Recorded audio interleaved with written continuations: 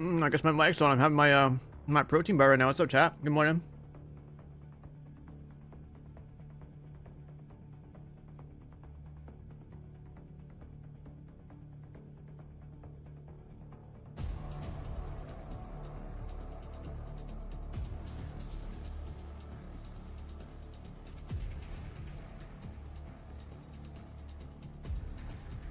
Why is everything has a Pop-Tart? It's a protein bar. Like, I can't establish these things, dude. These cookies and cream ones are really good.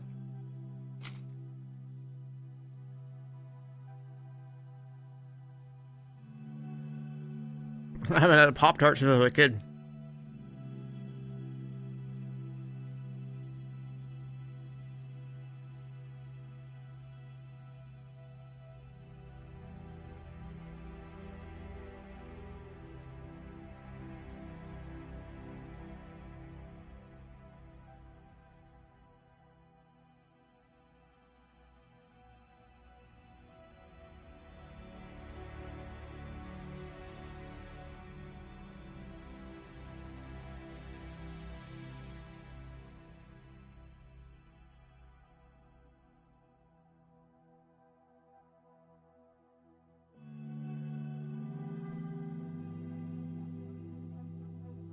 Wait. Where's the...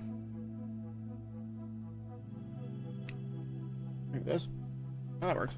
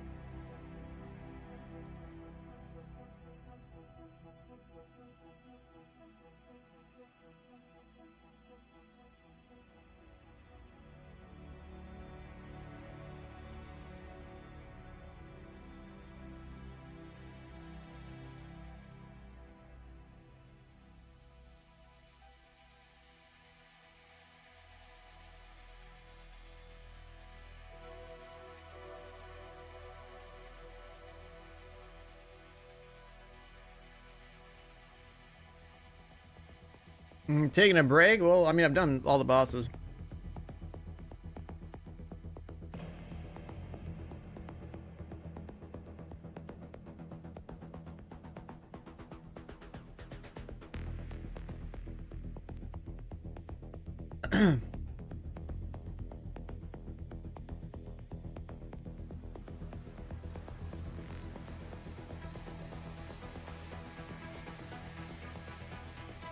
I mean, I've played Crimson Desert for what, 350 hours or something.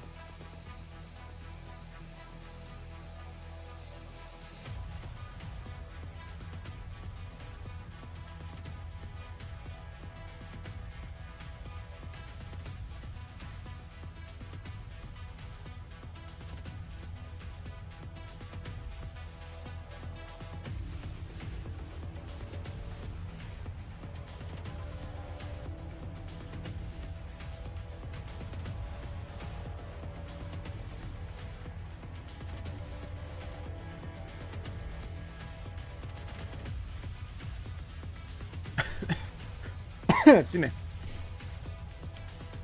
Did I play Resurgent? I played yesterday for a little bit, but it's fucking terrible on emulator.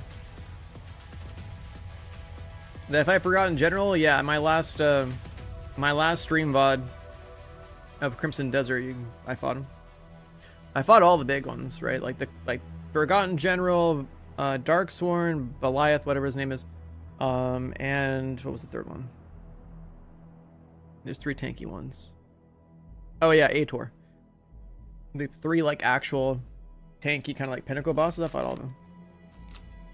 Forgotten General is definitely supposed to be the hardest.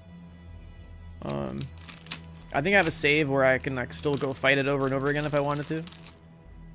I wish we could fight more of the bosses over and over again.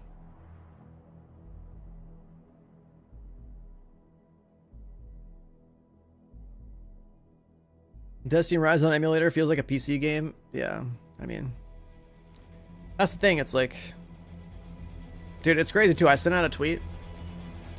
I got these like fucking random ass like mobile gamers in my replies talking shit because I said that like, oh man, this is a PC and console franchise moving over to mobile, so like it should have a PC client or whatever day one.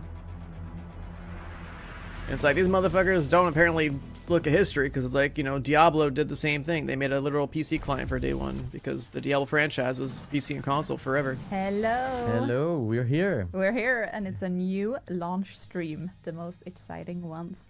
We're here to talk about Rise Up, but before we jump into that, I want to talk about, well, the anniversary season, and just say a big thank you to everybody that participated, that gave feedback, that sent in photos, that was just part of it and celebrated 10 years of the division. That was quite a milestone, and I'm very excited that we all got to celebrate it together. So thank you. I'm here with Leo. Maybe you should say hi too. Hi, I'm Leo. It's not April's Fool. This stream is for real. Yeah. I don't know why they do this timing like I saw this. some people in the chat saying, "Oh, when the timer goes off, like, yeah, there's no stream." No, there's a stream. We're gonna be here for quite a while. I don't know why they would do this on April 1st, but all right. Stream to go through. Yeah. On that note, though, I hope you guys saw the audio update. Our new audio director Wilhelm, he worked so hard on it. So if you enjoyed it, then go show him some love on there. But jokes aside, we have a packed schedule, so let's get on it. First, the agenda for today. Obviously, we will cover everything new season Rise Up, but we also have classified assignments return. This is the first time they're back since year one. It'll work fine on an actual phone, but like the thing also has Congress. The mobile game also has mouse and keyboard like support and UI built into it, providing new difficulty tiers. So this is increasing the ceiling. So naturally, like, and together with that a bit, we have prototype gear, which is a new rarity. On seasonal content, the Black Tusk enters Retaliation, and they come with elite kill squads. We have new modifiers, new seasonal gear, and after we wrap up the stream, don't drop out because the Resurgence team will talk about their new game that just launched. So stay tuned for that. And yeah. What a week to be an agent. Like we have Rise Up season coming to Division 2, Resurgence. It doesn't make any sense either. It's like, so why wouldn't you stagger the mobile game with... We're going to invite here to our stream our dear guest directly from Bucharest. So they don't conflict. Birzano, our game director. There's stuff that just doesn't make sense with how they handle this fucking franchise, man. Now we can hear you. Hello, like, Alex. It's crazy. Hey there, everybody. Can you hear me all right? Yes, all good. How's it going? Awesome. Hi there, agents. Good. I'm super excited to talk about the new season. You've got a lot of material over there. I also have some notes. Apologies if I look down every now and then. It's a packed season, everybody. It's really a lot. But thank you for having me, and I can't wait to delve in. Yeah, and you mentioned a packed season, and one of the main message that we've been sharing so far is that we are raising the challenge. So from a game director perspective, what does that mean to you? Raising the challenge. Wait, let's look at the Twitch chat. The creation of this season. Right. So Rise Up is a very special season for is Twitch chat okay? Oh, Twitch chat's got that stupid. And even before that, it's April Fools, so they don't have like Comic Sans or whatever, like some crappy. That was for like all of our players.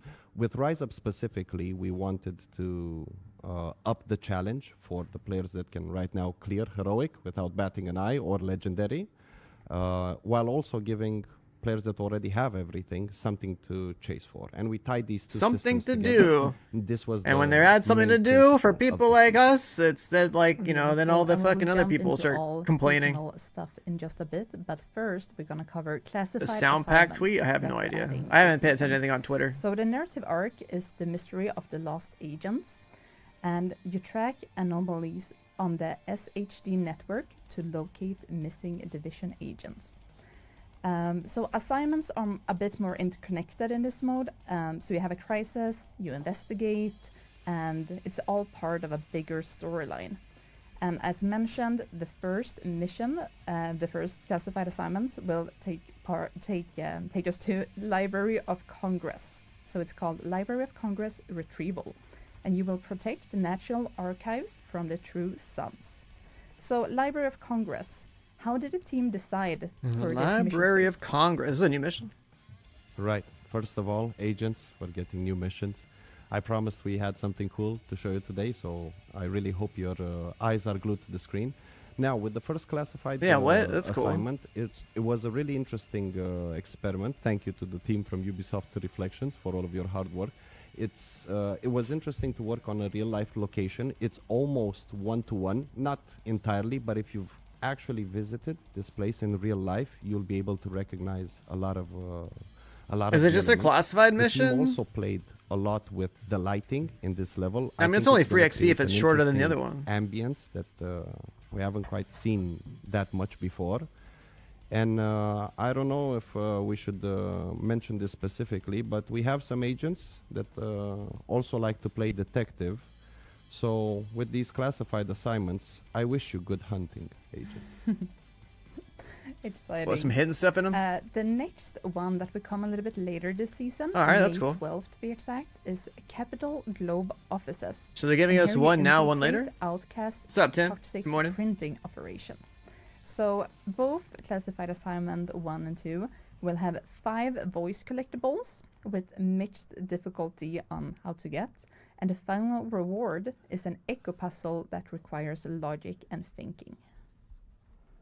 Yeah, and suddenly I'm super loud here. And the idea of this season is also to increase the replayability of classified assignments. This is something new. As Anais mentioned before, So they're adding some new classified we gave assignments. They're adding some we more brought them collectibles and in puzzles and year stuff one, into now them. we're in year 8, and we want them to be more replayable. So we are increasing the replayability by taking off the weekly cooldown that we had before. Now everybody can play right after They're that. like a taking off the regular mission. classified After assignment done, you can cooldown. replay it. Okay. And we updated as well the other classified assignments to make sure that the checkpoint logic fits what we already have right now for the heroic difficulty. Because like we were all farming a the classified goal assignment for here is to XP, have, so as we like does that mean mentioned, that 2 XP classified farm is assignments per available all the season. time? That's what we're gonna aim.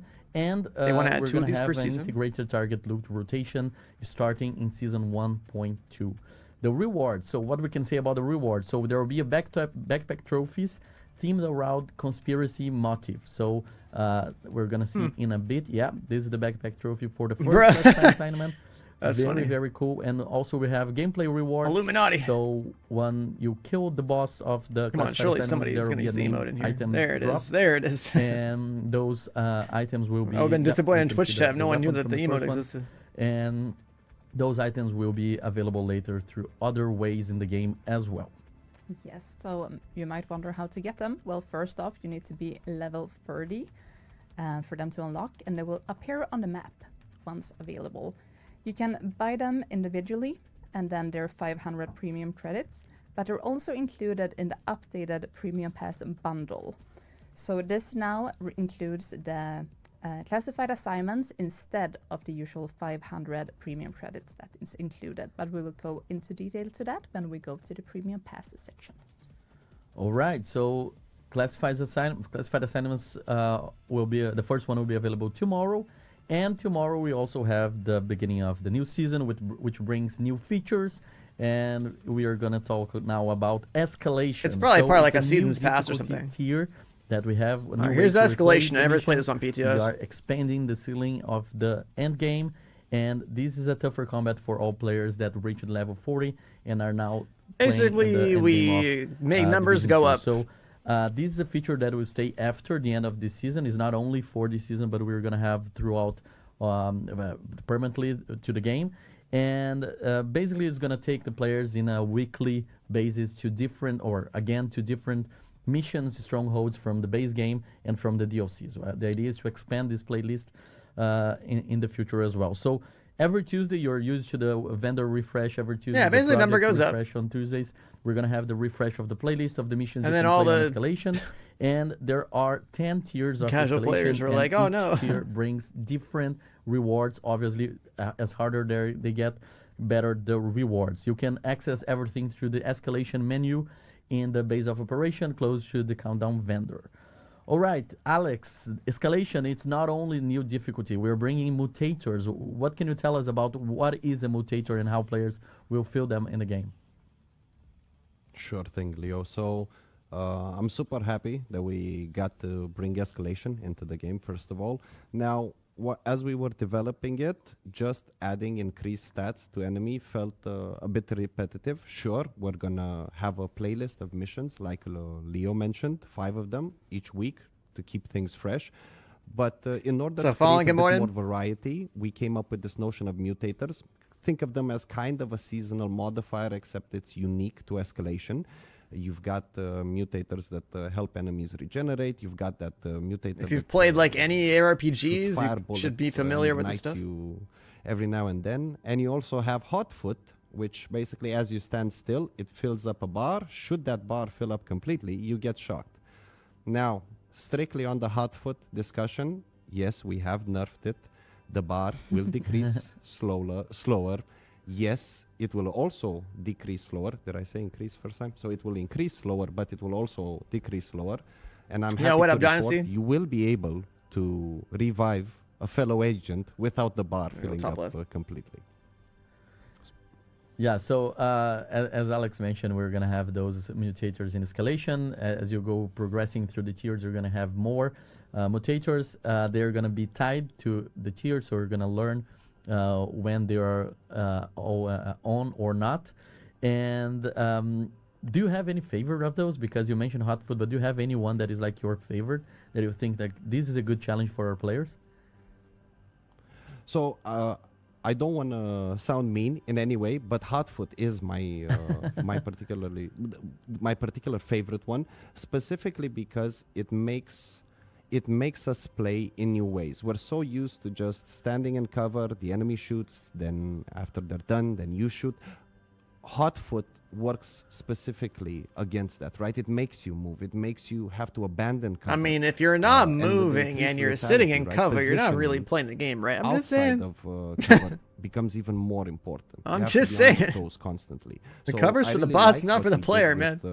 With Hotfoot, not to the extreme that it was in the PTS, but I think it's in a solid place right now, and it gives for an interesting. Gotta move experience. around.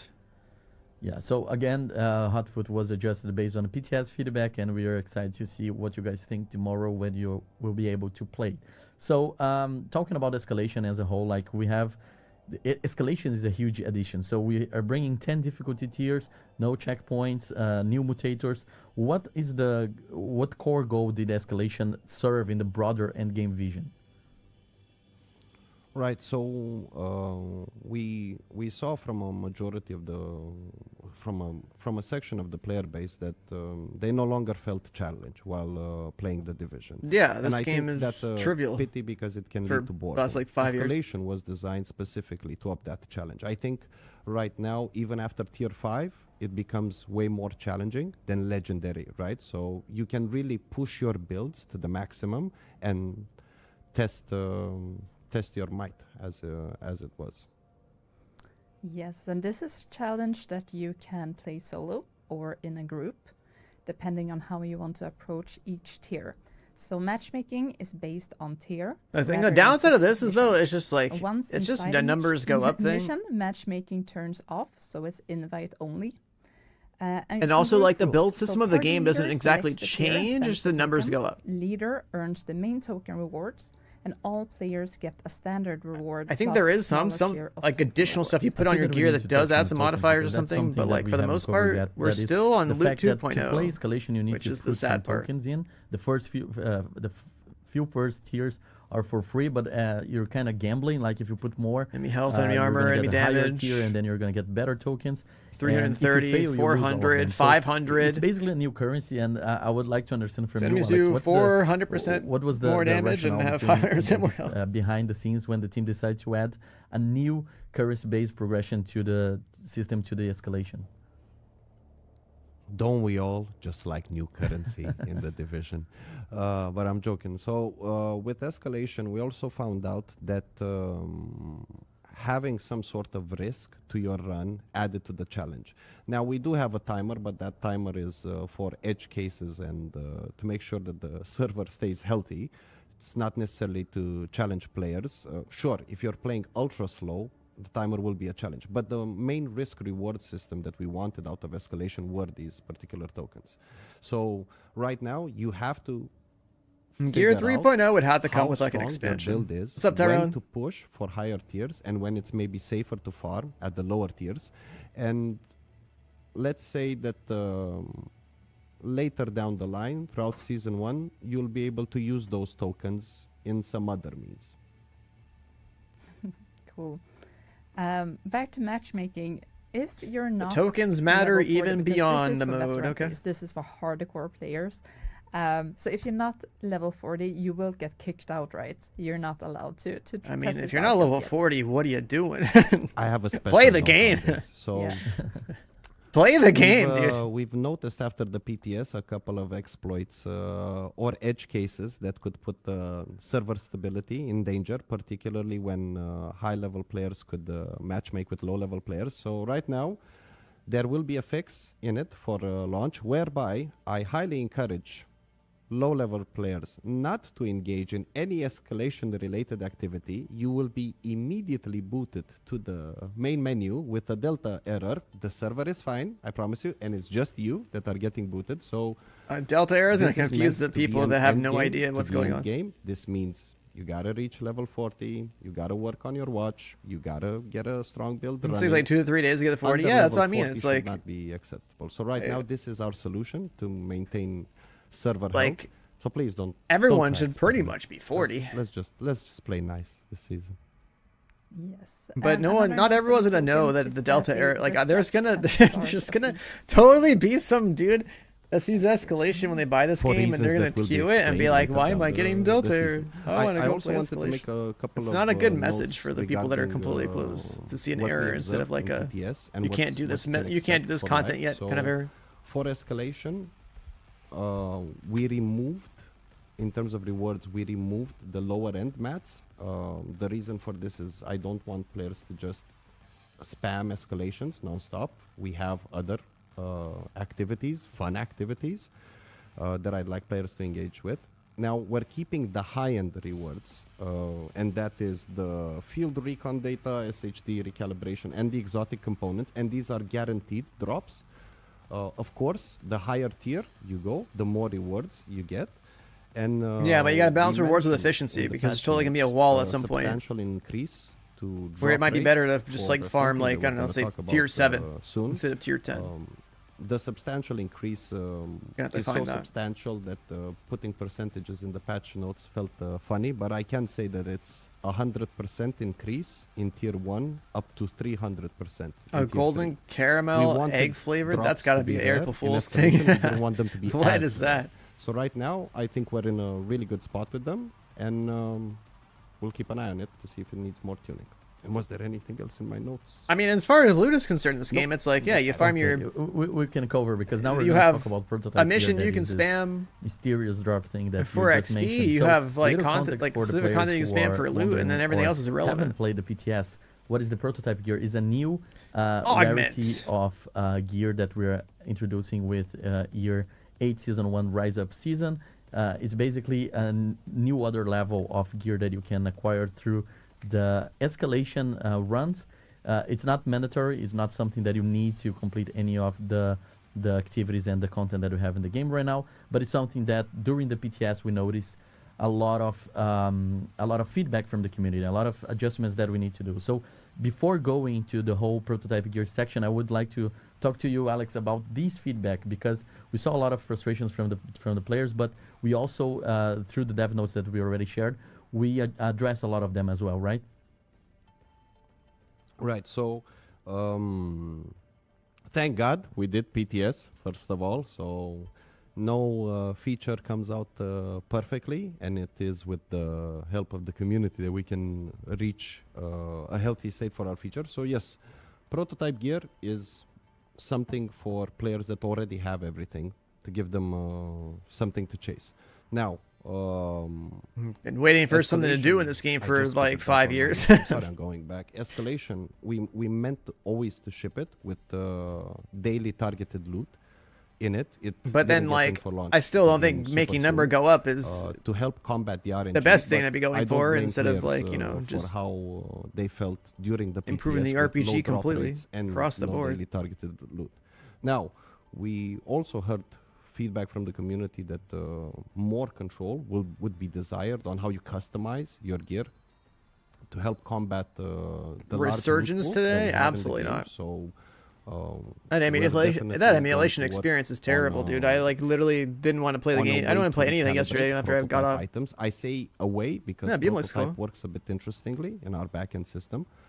But yeah, I think with the changes in the daily targeted loot, with the increased drop rates, and we also Veli, what up, nerfed, man? the expertise costs by quite a lot. Like exotic components required to reach level 0 to 30 have been reduced by 50%. I think these changes put prototype in a way better state than they were at PTS, and will continue ISO, what up, man? updating it as it is.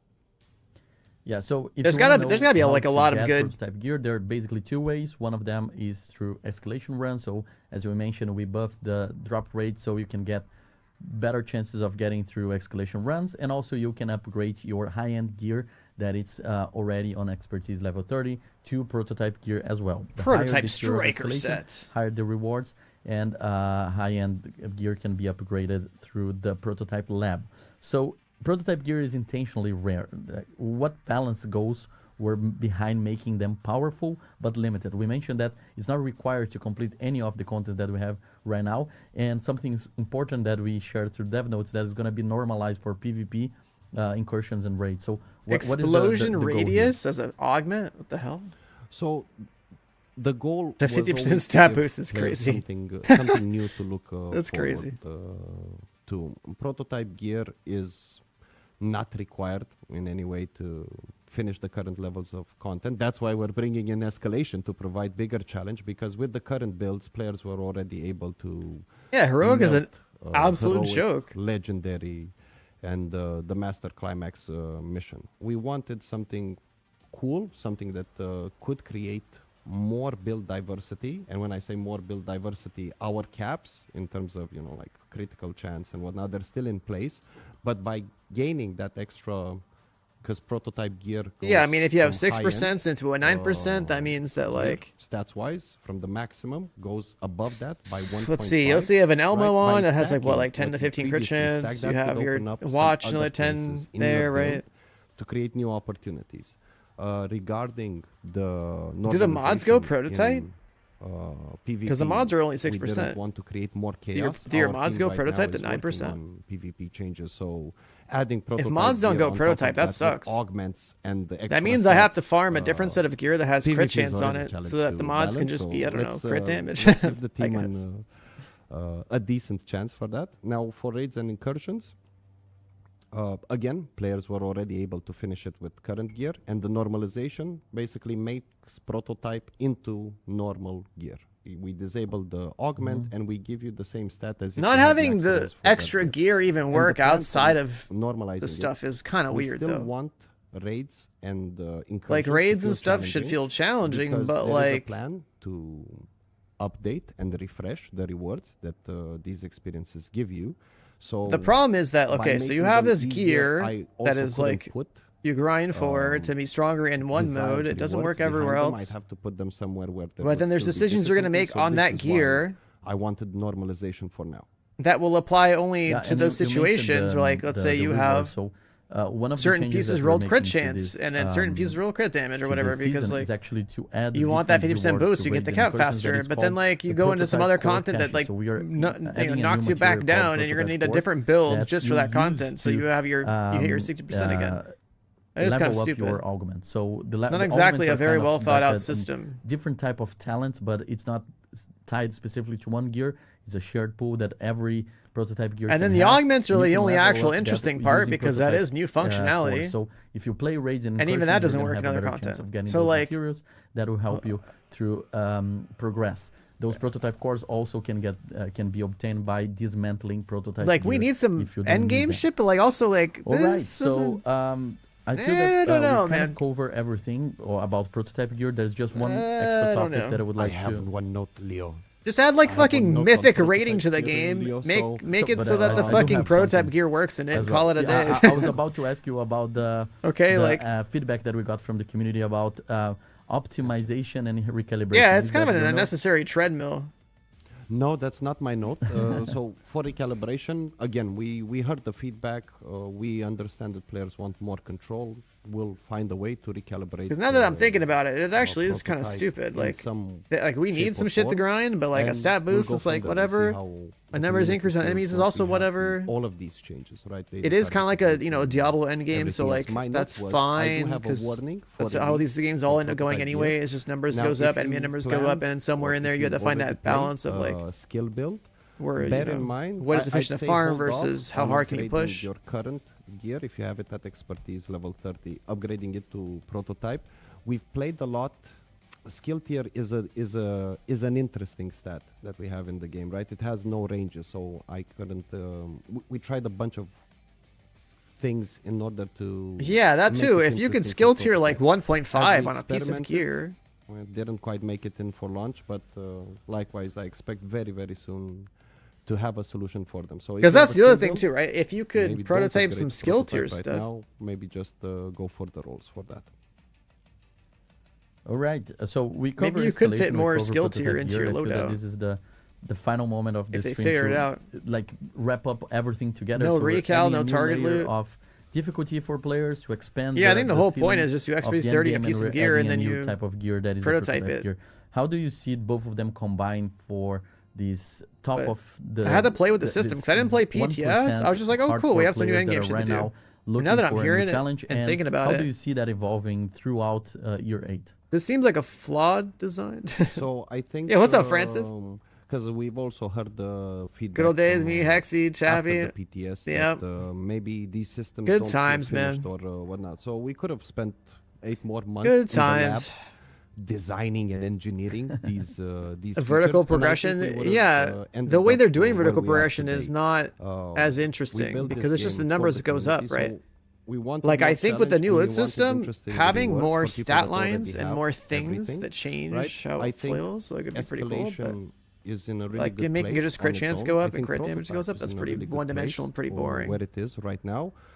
I think And we then can also making it improve so you both of can't them, use and stuff in same as certain you'll content see is also with, weird. what's coming up? Classified Retaliation. sets? I'm No. spoiling everything. Stop! everything Don't ahead talk of time, I anymore. swear. Okay, we're not having 6-piece sets in this game we ever want to again. make sure that our features That was are one-dimensional for Div evergreen and 1. they Don't have a you lasting dare. power. So I Don't you expect dare tuning bring up and classified us sets. Working closely with the community as we did right now after this PTS to improve these systems. People Maybe like not classified cost, sets but because it's like, some okay, cool, maybe. you have like these Maybe. crazy bonuses and you're strong and stuff, but like Really you don't have a build anymore. You have, and yeah, are you a as predator? discussed, Are you a it is nomad? Are you bit a for the more striker? Like advanced you just players, wear but 6 we pieces also and have that's a it. bunch of There's seasonal no build content, diversity. and that is more suitable maybe for If newer this game players lets to you begin equip with. like 9 pieces of So gear or this like season, 12 pieces Black of gear, a Tusk 6-piece is set, I'm launching cool with a that. rapid, Because you can mix launching like rapid a response 6er rates with like a across the 3-piece or you know In do some crazy response shit to and the like division Ninja Bike feature. backpack valley would So we skyrocket enter and it would be chaos sick. and put right? out fires But we everywhere, barely can equip gear in this facing game. There's some no of the choices. most dangerous It's all units one-dimensional. yet from the Black Tusk. Pick a Because they crayon have and elite send it. Black Tusk kill squads now active that can, you know, strike anytime, anywhere. So it's really exciting start of the season.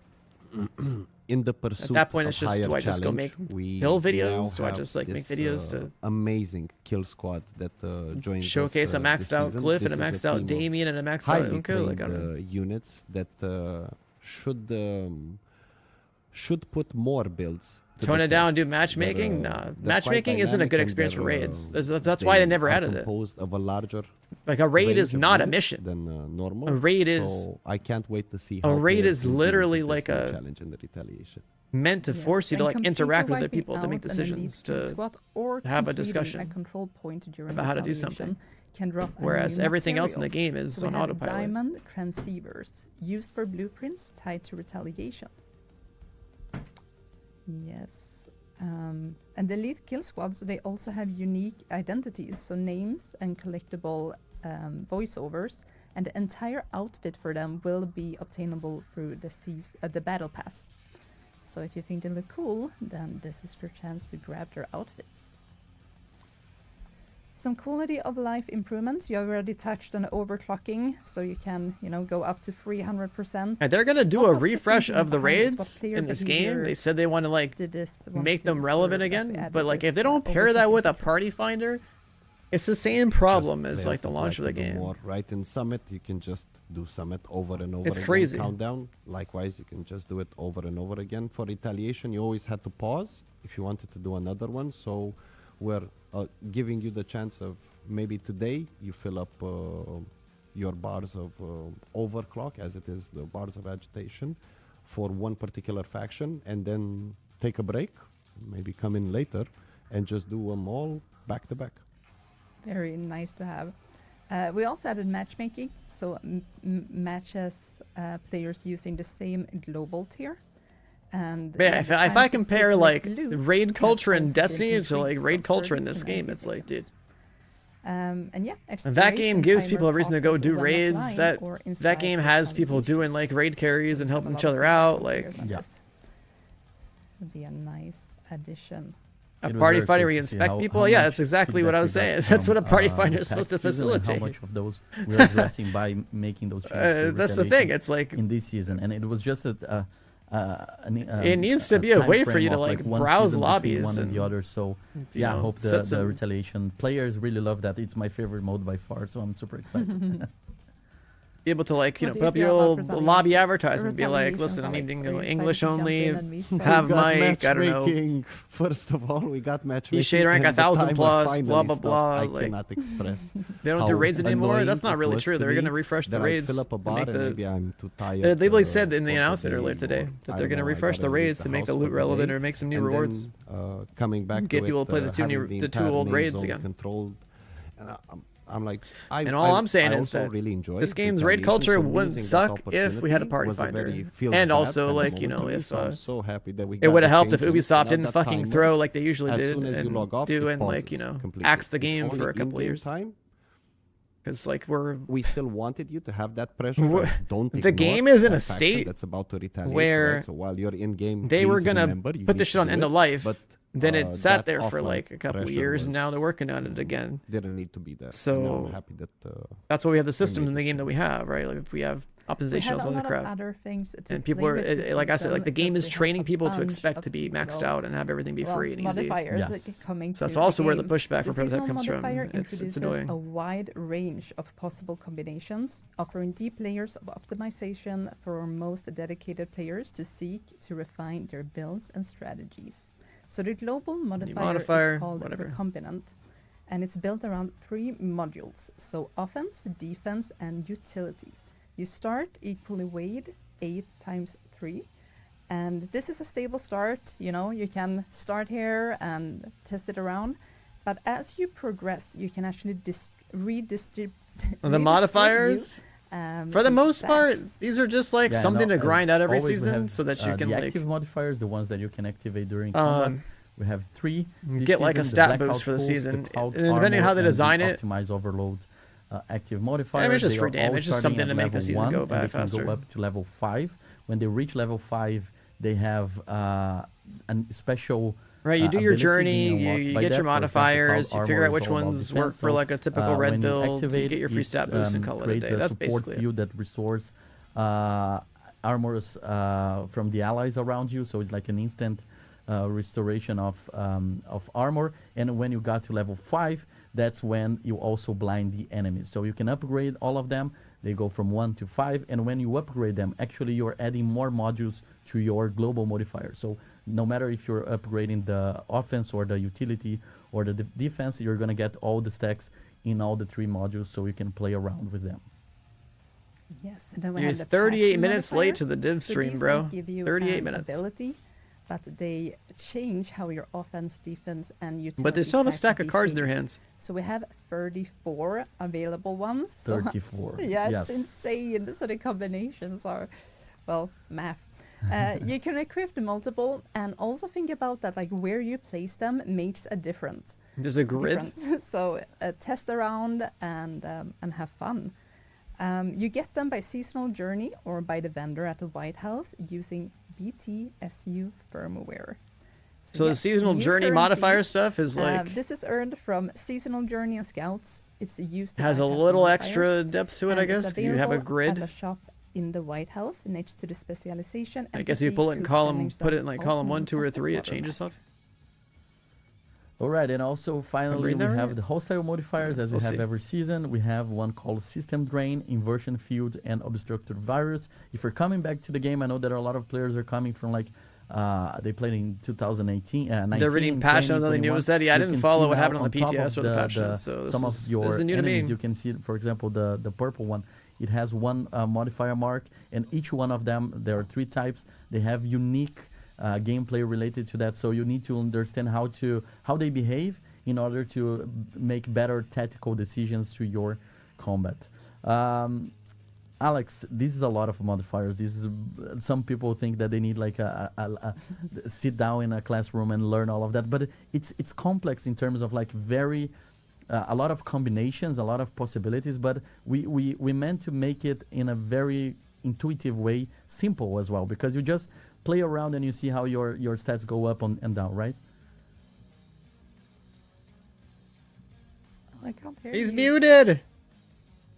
Mic check! Can I chat here? Bit. Yes. Hello? Here Yeah, we we can go. hear you now. Yeah, gotcha. Cool. So I was saying, I promise we're not evil, and we're not trying to make anyone go back and restudy algebra. But I mean, we're playing the when division, you- man. Come on!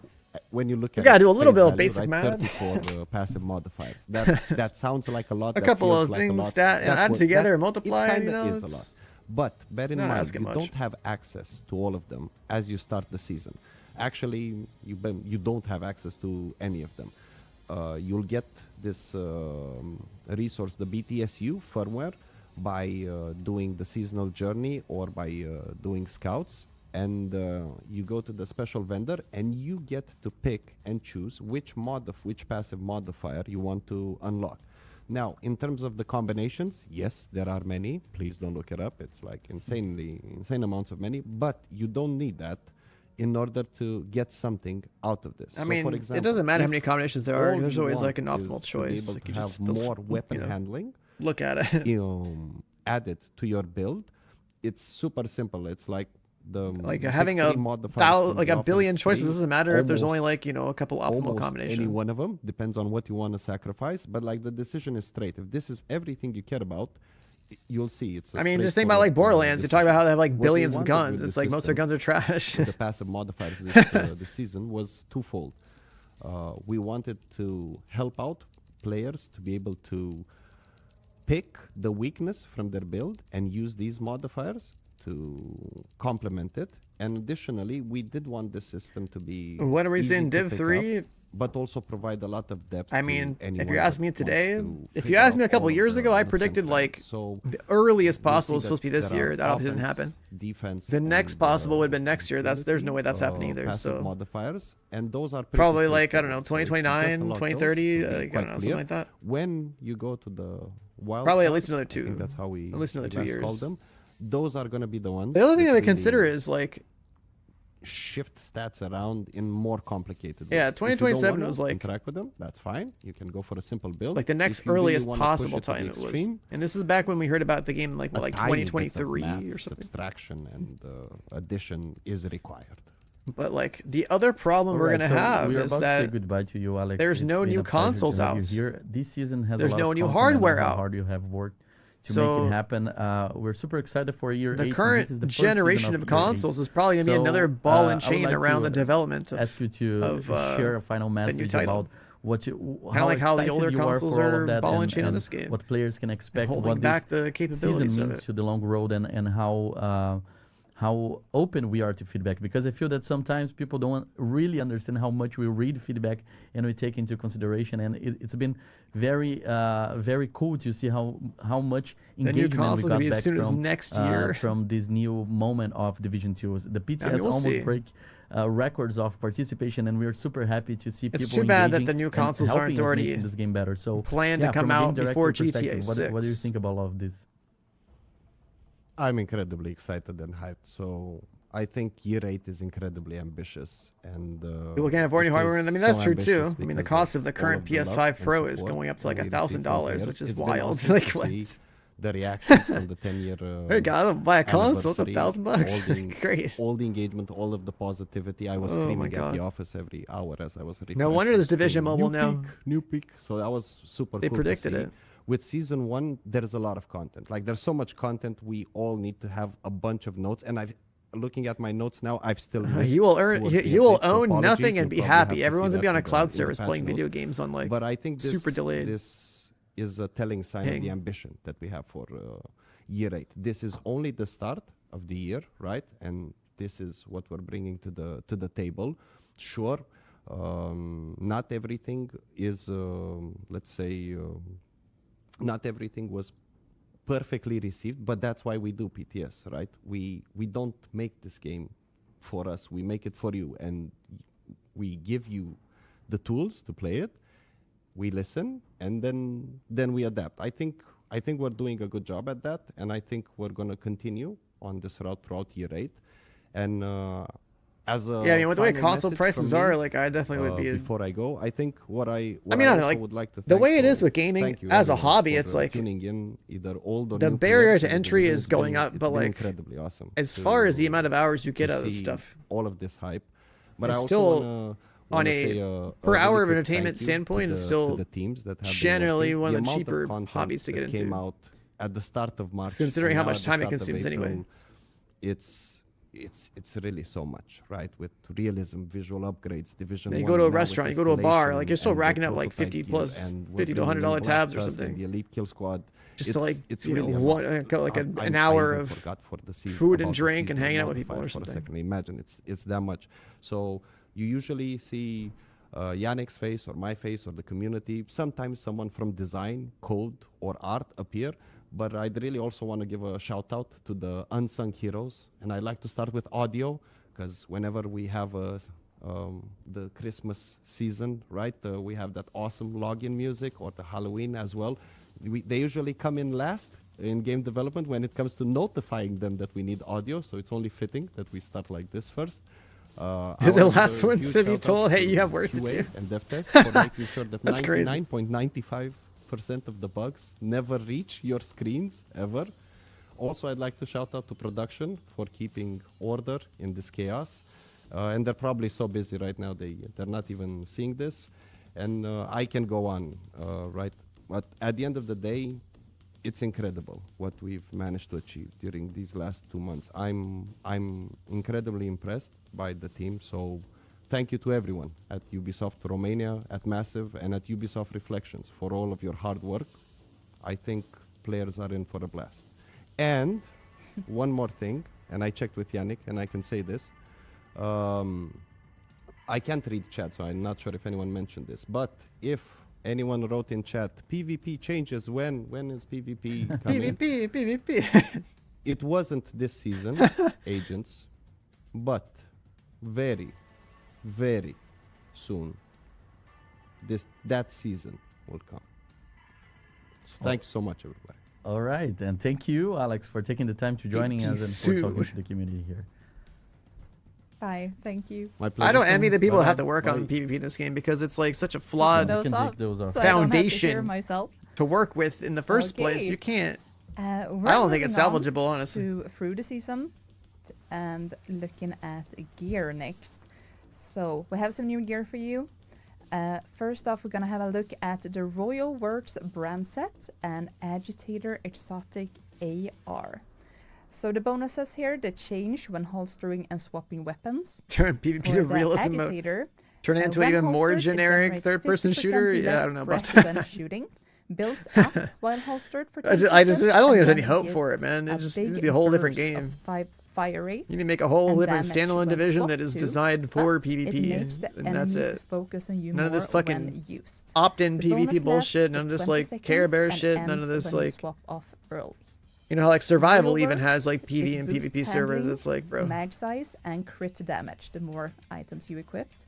The chest rewards weapon Like I swapping do when nothing strong but PvP content in with a this game, and strong I recognize short the fact there damage should be a buff, PvP and the only holster thing gives going on in this extra game. damage Like it's while in cover. stupid. Really cool.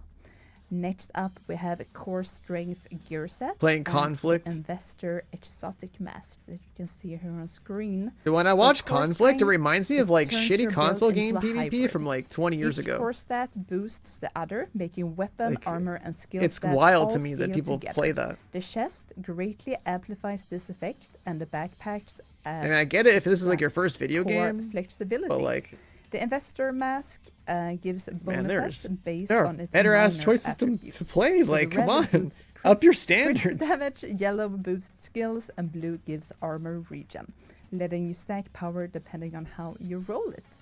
And then for the climax mission, we have the Whiplash Exotic Pistol, and this is guaranteed on your first completion. So when we get closer to the climax mission, you will get a close-up of that as well. Next up, we have Season Pass. Season Pass. Yes. Yes. We have changes, right? We do. We have some Black Tusk. Here you go. What are Black those Tusk goggles, Elite dude? Squad cosmetic rewards. So we saw the Elite Kill Squads before. This is their outfits. So if you want to grab them, then play the They're like a Battle Constellation Pass. F2000 skin. We have a lot of And some premium goggles, track bro. rewards. I usually read them. I'm gonna take a big breath of Yes, air. please don't lose your voice. Yeah, we should have a voting. Yeah, I people guess when they're I hear drone this goggles, list, huh? But let's do it. 2 prestige arm patches, the Black Tusk drone skill VFX, the Black Tusk skill kill squad clean hands outfit, and also a Stitch outfit. Agitator exotic weapon, the Constellation exotic weapon skin. 10 gear dice, 10 universal weapon skins, and 400 premium credits. For free track rewards, we have 3 arm patches. I mean, didn't they Black grab Tusk some of the Seeker Chinese skins out of the skill game? VFX. The Division 2 Chinese Black version, they Tusk brought them Kill over here Squad already. Car bomb outfit. I want to see that one. That sounds cool. Mm-hmm. The Agitator As far as exotic cosmetics weapon, go, it doesn't so we have really extra matter on what there. their The options are. It's Investor just exotic mask. people wanna the buy that Star shit, Sign they can buy that universal shit, like, I weapon don't skin, care. 2 named weapons, 2 named gear, and 1 brand. a horse head. I And mean, on it's top just of like this, you have multiple caches to unlock it through. if it finances the game, I don't care. Like, you know, might as well just sell some titty skins while they're at it, As dude. mentioned, Like, when we talk who about cares? Classified assignments and how to grab those, we do have some. On the flip changes to side, the what would be seasonal cool though bundles is that this season, just they because should the give people a classified setting assignments has been added. to be able to disable So everyone the else's Season Pass cosmetics. bundle now includes That the way 2 they can fund the classified game, and the assignments people of who the want to be season, purists can just like not see it. alongside premium Boom. track rewards, Problem solved. 20 tier skips, a 15% XP boost, and That's an like literally outfit, the while happy keeping medium the right there. price at 30 euros. As part of this change, the premium credits. Right, if you have a were toggle removed to from turn the off all the Season Pass bullshit that bundle. you don't want to see, But we also have a new that would be- bundle, that would be so hot. the Rise Up supply right? drop. That way This one is a you don't great get value affected for by viewers people who are wanting to looking be get some fucking premium rainbow credits degens. this You know what I mean? season. Like And it we have one includes around all like a items bikini just and their tits out, or mentioned, like but also running with a horse head or something, 5,000 right? premium credits, People and like that that shit. costs Like 50 I euros. don't mind it, but like All right. So we You know, still that have is an one, option. extra. and it makes the topic money. It makes the over money. here. Something Yo, new Team for 100, the thank you for community, something 24 that is months in the coming to prime. the Welcome back, community buddy. With year In the 8, 2 something years? that we've been planning for a while. Div 3 It's soon? I something mean, I called don't know. bug Maybe in a couple reporting. years, So man. Maybe we're in a trying couple to years. increase the transparency and making sure that you guys know where to report bugs and what is the prioritization, the status of our bugs. And for that reason, we are launching today the Bug Reporter tool. That is a feature that has been used for other Ubisoft games, and now we're bringing to the Division 2.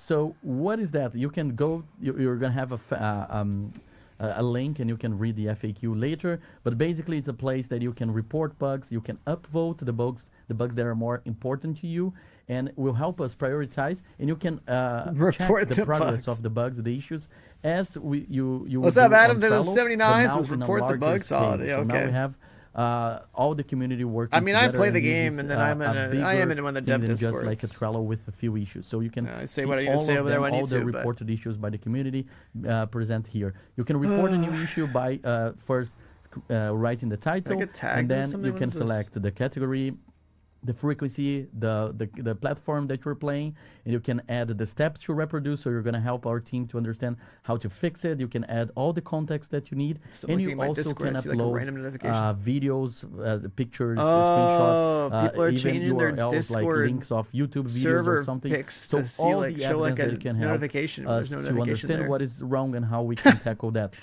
see. In the end, the community can click on those bugs and upvote it. So the most upvoted issues by the community. You can watch anyone play TFT because everyone runs around their ass hanging out. Understand that this is important for you. Yeah, to I was fix wondering, like, as soon as I wonder how many possible. people can our watch my idea here is stream to because, like, improve, I think it's hilarious to our have skins system like to that, be but then better on fixing issues. and obviously also people are gonna increase watch the transparency. stream from work so or you whatever. know what's being fixed, what's the status, and you can report yourself what is affecting your gameplay, your routine. It's also important to mention that if you report something that has been already reported, instead of Busted creating armor and a directives, multiple that's version been of that, busted it's for just gonna years, add hasn't it been? one extra upvote to that issue. So we are super excited about Is that. crossplay The links tomorrow? will be I don't think available so. in our socials crossplay very is soon, probably and in the it'll be available summer. in the patch notes. The Trello will be updated probably in the with summer, the yeah, link. that's what I'd So say. the Trello will no longer be updated, but now you have the bug reporter to follow the most critical issues from the live game. And yeah, I think that's it from us. Twitch drops. Oh, Twitch drops for sure. Don't forget about Twitch I drops. forgot about Twitch drops. I know. No I way. shouldn't. I know that you guys are No here way. on Twitch right now watching us. So Twitch drops. We're gonna have a new Twitch drops campaign starting tomorrow, April 2nd. Look and at will that. go We're gonna have on Twitch until drops tomorrow, April 9th. boys. So if you watch, if you like to watch the caches, Division 2 some content cosmetics, from your skin favorite stuff, creators, like shout out usual. to all the creators who are co-streaming this stream right now. I know that you're there. And we have 5 knows I'm different here. rewards for 4 hours He of knows. Twitch drops. We know that we have Resurgence with Twitch drops. We have Division 2 Rise Up Twitch drops. It's a very intense and cool season week to be a Division agent because we have so many things happening at the same time. So yeah, And Black Tusk themed. it's a, yeah. There's it's an like heirloom we're skin bringing for Retaliation with Warframe, Black Tusk, so and it's all Super Gooner. Wait, related to the what? Black Tusk. Let me see. I see Warframe that you always heirloom ask, skins. What is if they have that? them active, but they start tomorrow, so we don't have Yes. any Twitch drops active right now. What, this like purple so yeah, girl tune with into your her favorite streamers, purple streaming the new season tomorrow? And you nips will be out? Like, able what to grab them. is that? What I'm looking at? I Like, think which that one? is it, but we do have more surprises coming Let me this see. season. I don't play They're still Warframe. I don't coming know what up, the hell I'm but we typing in can't here. just, Heirloom. talk about it yet. There will be more streams Mesa. covering it, so we will see you soon. And as mentioned before, Resurgence will What take the over fuck is that? once we sign off. So stay tuned for that. I know for a fact that they have Twitch drops active. So if you're Yes. looking to grab some today, then stay tuned extra for that. It's like a If demon. we did not make sense or you came in a bit late watching, then we do have a dev diary to summarize this season. A demon coming with, up like, a just string when between her we say legs. bye. So have a look at that. Like a succubus and type of enjoy thing. Rise Up. This season, Black Tusk goes on the offensive. As they retaliate, their elite forces will bring chaos across DC and Manhattan. For agents ready to push their limits further, the endgame ceiling is raised with the toughest game difficulty to date, and a new equipment rarity is introduced to push power to new heights. I still don't This think it looks season good. also celebrates If I the think about that return of Warframe classified skin you had and you look at, assignments, new gear compared to and like rewards, TFT, and the so TFT much still more. clears that. Gear up and push back. It is time to rise up. Like, have you guys seen the TFT skins? It's time to rise up, gamers. Black Tusk are now part of the The name of this is Retaliation funny. system, unleashing relentless waves of attacks the moment you push them past their tipping point. The system itself has also been improved, as you build pressure by eliminating hostiles and completing missions. Yeah, if you didn't and know what kind of skins are in activities, the TFT, look at my agitation meter Discord can and look at surge what to Hiroji 200 bought. and even 300%, triggering up to 3 consecutive retaliations for a much more intense experience. On top of Yeah, I'm gonna start playing some squad, Div 2. BTSU Team 9, an elite squad, will occasionally hunt you down during retaliations. They are made up of some of the top operatives the Black Tusk have to offer and are closely tied to this season's I need to numbers. go over to like Keep the. them and defend I your want to territory, visit the and you Romanian might studio. earn I mean, some it's of in the my game's fucking most homeland, coveted dude. exotic crafting blueprints, including the Ouroboros, So that's pretty the cool. Eagle Bearer, and more. And to ensure every agent can push back, matchmaking has been added to Retaliation. I wonder giving what you their the studio is backup like you over there. need when the pressure rises. The one in Sweden is really cool. I kind of like that one.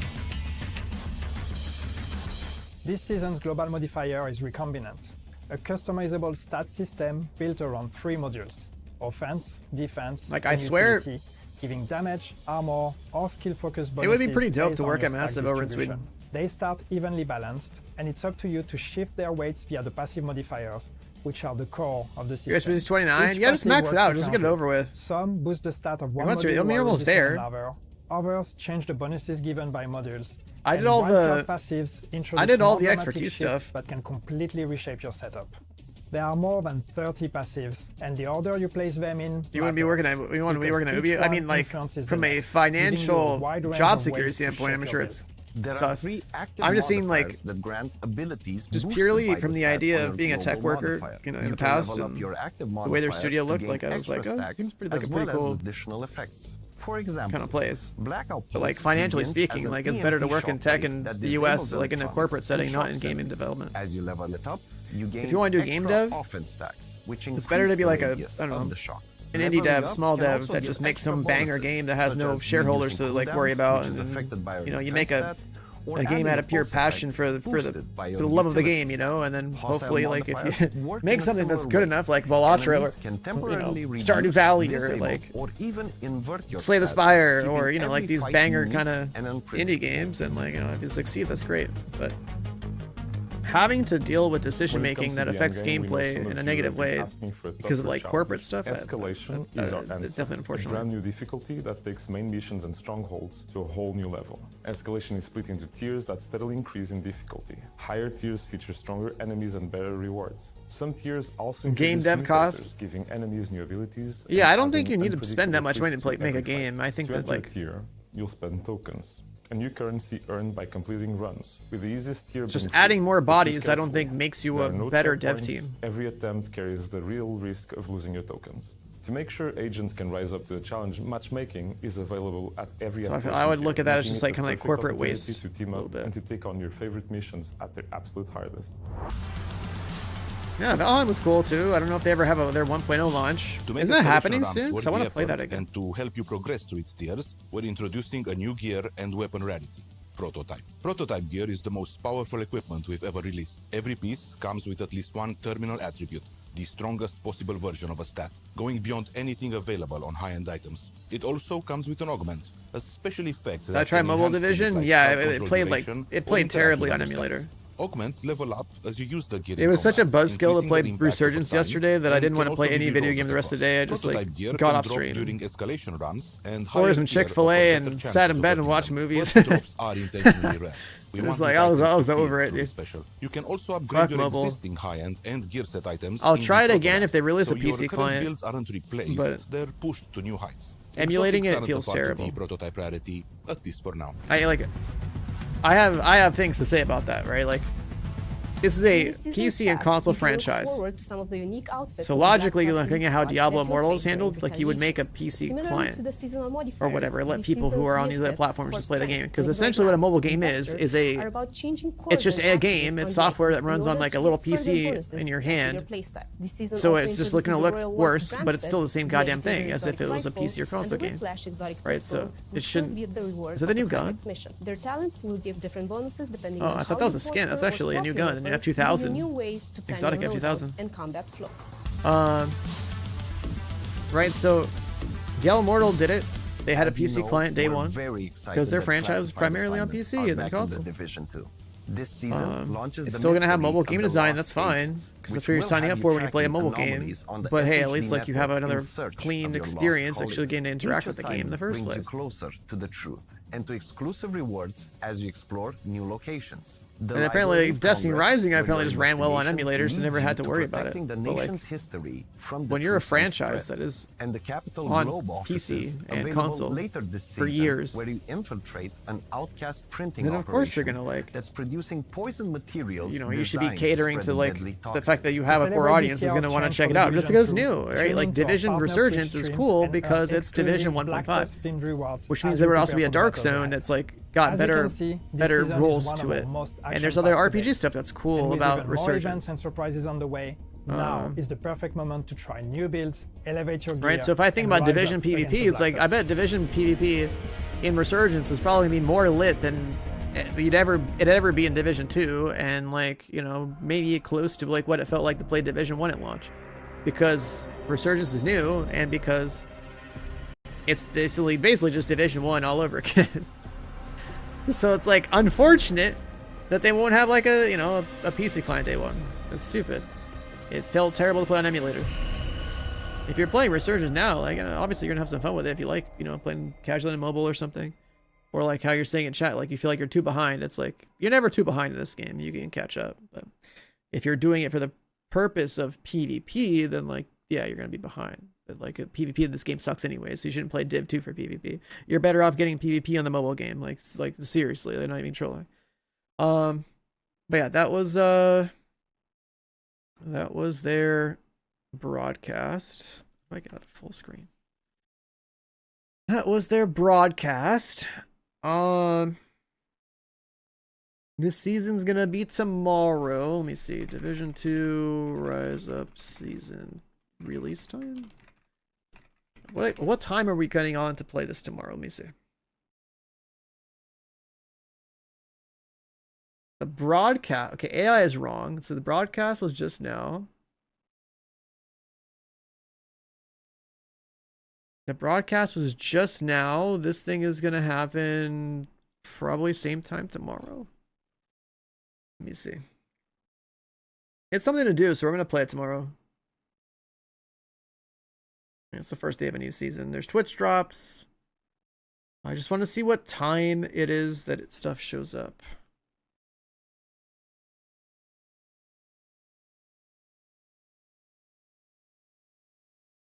I mean, today is what, Wednesday? The season literally comes out tomorrow. Dude, AI search is so fucking bad.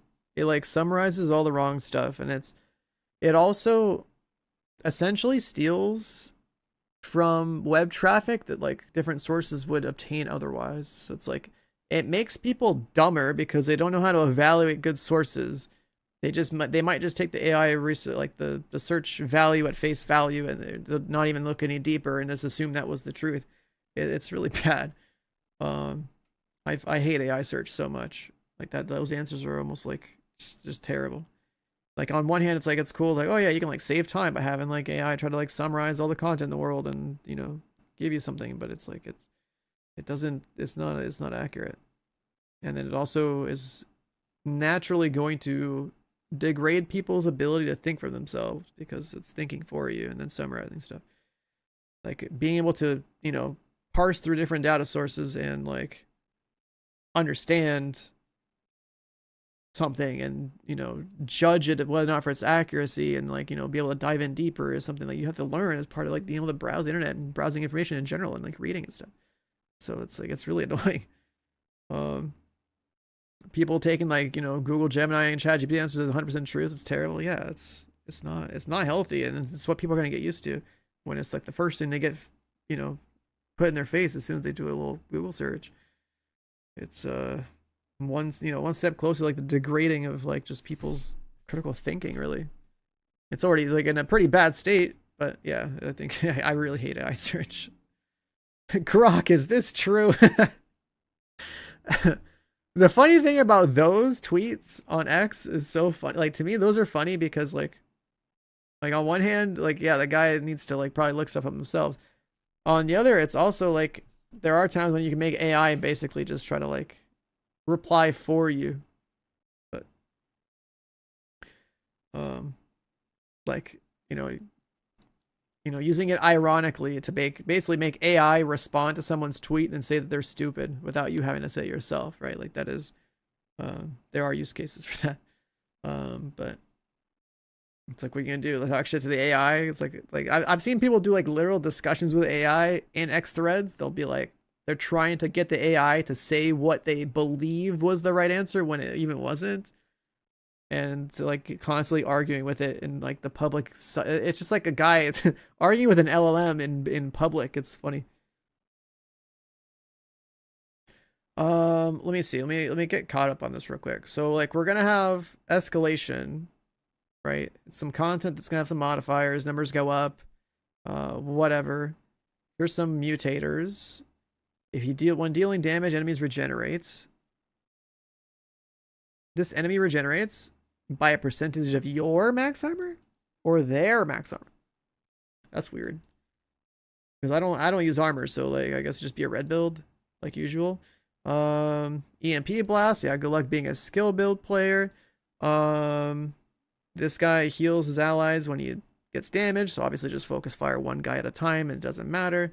Gains DR, uses fire ammo when allies are still alive. Okay, so then kill all allies and then kill him last while simultaneously avoiding getting shot. Staying one spot builds a charge. Okay, so like just move and flank like you should be doing anyways, because like, I mean, unless the mobs are so tanky you just can't melt them down, but like you should be moving anyways. Like, don't be in cover. The bots are in cover, not you. This one, like, obviously I haven't tested this, but they said they nerfed it in the announcement too. And then this one is immune to CC when heavily damaged. So it's basically saying that like in group play, you know, when you have your usual like 3 DPS, 1 crowd controller player, that like people are melting stuff, they're CC'd and eventually gonna break out. But like if they're heavily damaged, I don't know what that percentage is, but like that's probably fine. You know, as a group, in a proper group, just do more damage and focus fire more, and that I don't think any of these modifiers are really that big of a deal. I wouldn't even call that no CC builds. That just says when they're heavily damaged. So like you can CC everybody up until, let's say, I don't know, the bottom quarter maybe, and then they're gonna start moving around. But at that point they should be dead anyways, because like if you got them down to by 75%, like you should be able to get them down the last 25. But yeah, whatever. I don't know. On paper that doesn't seem like a big deal. It doesn't seem like a big deal at all. What's this about? Solo group play and matchmaking. They're just saying that the party leader is the one that spends the tokens. If only the leader gets the tokens. Wait, so if I want to farm, I just gotta play solo? Oh, everyone else still gets small amounts of tokens. Okay. What else do we have here? We get the whole prototype gear thing. They said something like you could, you know, buff up your expertise 30 pieces. Is there any RNG, or does that just mean like, okay, the item just has 50% more stats? There's no way I'm playing prototype. There's no way, sorry, there's no way I'm playing escalation in matchmaking. I'm gonna play it solo, and then like if I'm gonna play it with a group, it'd be like a group of people that are actually good. Like, there's no way I'm pushing to tier 10 with randoms and matchmaking. There's just no way. Like matchmaking is the quality of matchmaking is always so bad. Like the bare minimum requirement to queue into escalation is just like, are they level 40? Yes or no, right? Like it's not like, are they level 40? Are they shade rank 1000 plus? Are they fully maxed out on gear? Are they expertise? Like all of that is missing from matchmaking. So like you're gonna doing this in matchmaking is gonna be, you know, it's just like raiding. It's like that's why you don't matchmake raids. You try to find people that are actually like on your level, because like otherwise you're just gonna get sandbagged by somebody who thinks that they can get some free loot. And there's a lot of new players too, and now everyone's gonna be like, oh, it's a new thing, I'm gonna go try it out, and they're gonna go in there and like get clapped and complain because like it's literally meant to be content that is random with people that are like literally fully juiced. It's just how it is, man. Just how it is. The same goes for when like Woni came out 6 years ago, dude. Like I still remember. Like, you know, everyone was used to being like a god. The week before, it's like everything was easy and free. Then Woni comes out and it's like, okay, new level cap, new gear, new builds. Heroic was actually like hard, and then no one was a shader 1000, so they're missing all those stats. And then they didn't have good gear in the first place, and like they had to adjust their builds, and like they were trying to matchmake and get clapped and be like totally useless. It happens every time with this game. Like people get settled into like a complacency level of like they're used to everything getting face rolled and their ego being struck by the fact their character's strong, and then something new comes out and they get clapped and they complain. And you're trying to get back in this update. If you're not shadowing 1,000, is it hampering? I mean, shadowing 1,000, you can do that in like a day when the events happen. And yes, if you don't have a shadowing 1,000, you're missing stats. That's the end all be all. Like if you're talking about specifically playing escalation mode is designed to be something for people who are already maxed out. So that means you have shade rank 1,000 for the stats. You have all your gear fully optimized. You have maybe even have expertise 30 on every piece of gear, and then you go from there, right? Like that's like all the vertical progression, and then you go into like prototype gear, which is just like gear that's like 50% stronger on paper than your regular gear, and only works on like the new mode anyway. It's also kind of weird. Like that part is weird. It's like they just made the numbers go up, and the new content, like the new gear, is only really meant for the new content, which like sort of makes sense because like the rest of the game's a joke, but like instead you should have some new cool stuff to chase that is universally good, because like that's kind of the whole motivator. It's kind of like if you play Diablo, it's like doing like greater rifts or something. That's what this is.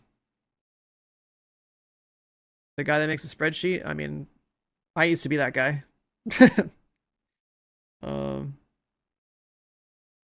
If you're gonna have a temper tantrum over an update in a game and not come back, like, I mean, you're free to do that, but that's like, that seems weird to me. That seems weird to me.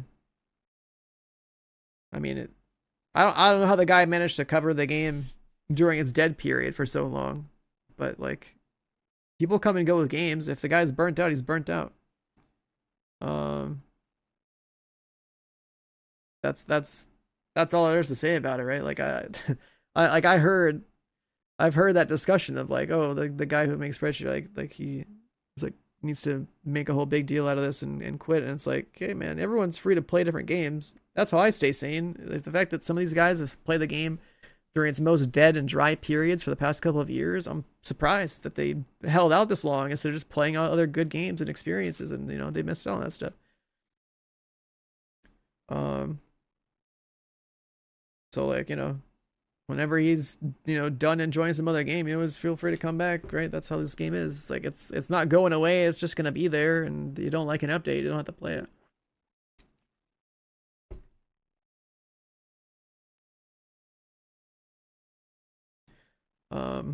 Like I didn't have a problem with the guy at all. I just think like that one story of like the guy making a big deal out of quitting the game seems like, it's like I see that a lot too. Like there'll be like YouTubers making videos like, oh man, I quit about this game and that game. It's like, just go play all the games, dude. It doesn't really need to be like that much drama. It's just kind of like, you know, you're over it. You burnt yourself out, or you just don't feel motivated to like return. Just go play another game. There's so many games. How have I lasted on stream for 10 years? It's like I didn't play only Division for the last 10 years. If I did, I would probably have offed myself in video game, of course. Like there's just no way. There's no way you can keep yourself interested. Especially if you're a numbers, like analytical, like mathematics kind of guy. Like, you know, you're trying to solve stuff like I do, right? Like you're making builds and like you're trying to understand everything about the game and how it works. It's like, dude, this game's solved. It's like, like I said, like the builds are like, I have a red crayon. Great, cool. That's not, you know, intellectually stimulating past a certain point. Initially it was cool because, you know, in 2020 to figure it out, but now it's just numbers go up and hit 60 crit and then just do crit damage and pick your favorite combination. And it's more about like how you play a mission if you want to get good at it, right? At that point. But we don't have any other, you know, we don't have anything deeper than that. That's what's missing. We used to have stuff that was deeper. It was really cool. We used to have, you know, talents in every slot, and like you would actually mix red and blues together to make a good build and not just be like all red. And that's what ARPGs do too. In ARPGs, you make a character that needs to make sure it hits a certain minimum bar for survivability, right? Like get res capped and like have enough of a life pool or a, you know, a shield pool, or like they'll like have different forms of survivability, so you actually could dip into a different playstyle that facilitates like, oh, you have armor or like over health or, you know, bunch of shit. Like you have to worry about defenses and offenses in that genre. You don't in this game at all. It's weird. A blue core. The only blue cores I ever have on a piece of gear in this game are pretty much a memento or like ninja bike backpack. Like that's how fucking pointless it is. And then with expertise 30, technically I could justify putting 2 more blue cores on my gear, so that I still have the equivalent of the DPS I would have at expertise 0 as the game used to be. But with the 2 blue cores, you would have the extra survivability of a shield, right? That's it. You quit this game 20 years ago? Damn, you've been playing Division since 2006? What version of Division was that, man? 20 years ago. Crazy. The franchise went around for 10. This guy quit before it started. Yeah, I know. I'm sure you're exaggerating, but that's just funny seeing that number. This guy quit Division 20 years ago. We just had the 10-year anniversary. He was already out the door before it began.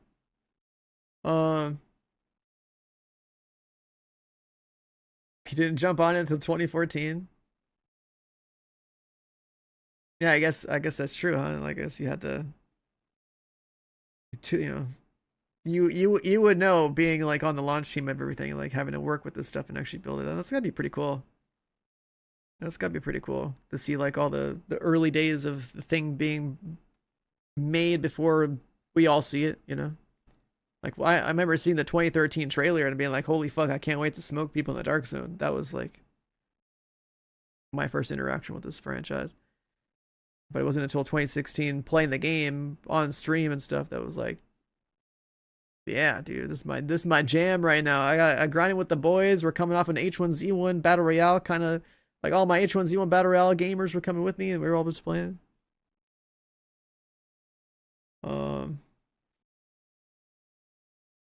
The player base is healthy even after quitting. I mean, like, I come back for every single update, right? That's the thing. It's like I've literally been here for like every update of both titles since the beginning.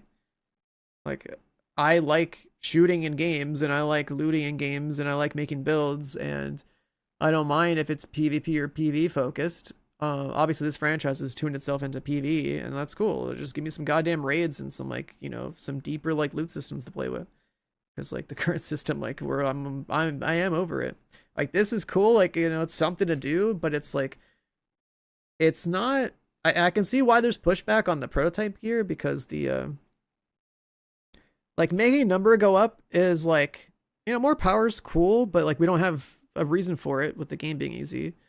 I think that like the augments on the gear by themselves would have been cool. It's like just another form of a step up to like what we could have done with it. Like, I actually don't think we should have a 50% stat boost on the gear. It should have been like left alone, and then we unlock like new stat lines so that we have other functionality and other ways to like play with the RPG here, because it's still just red crayon.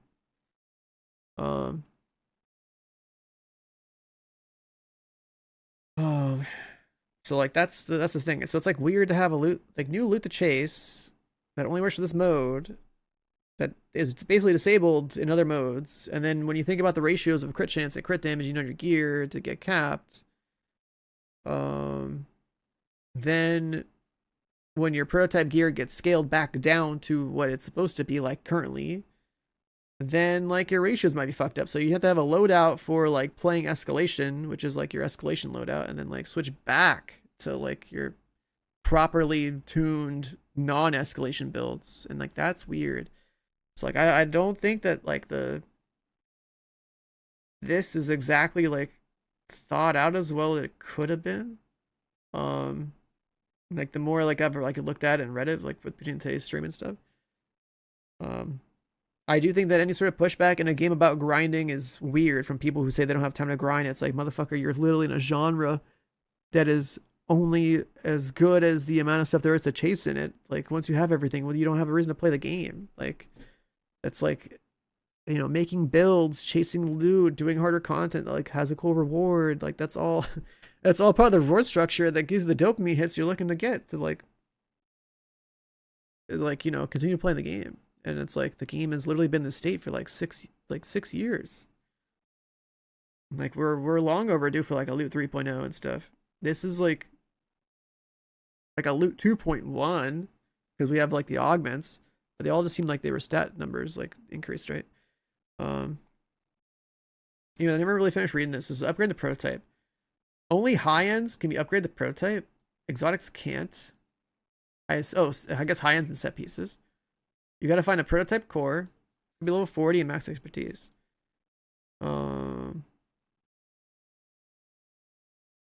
If you don't have to optimize the gear either,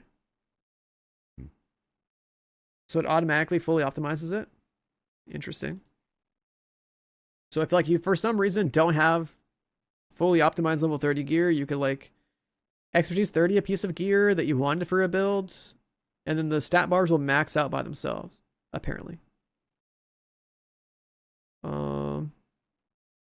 One attribute is guaranteed to roll at the new max. Other ones remain in previous max values. With a chance for attributes. Additional attributes also reach new max. Wait, so like you do the upgrade, it's a chance?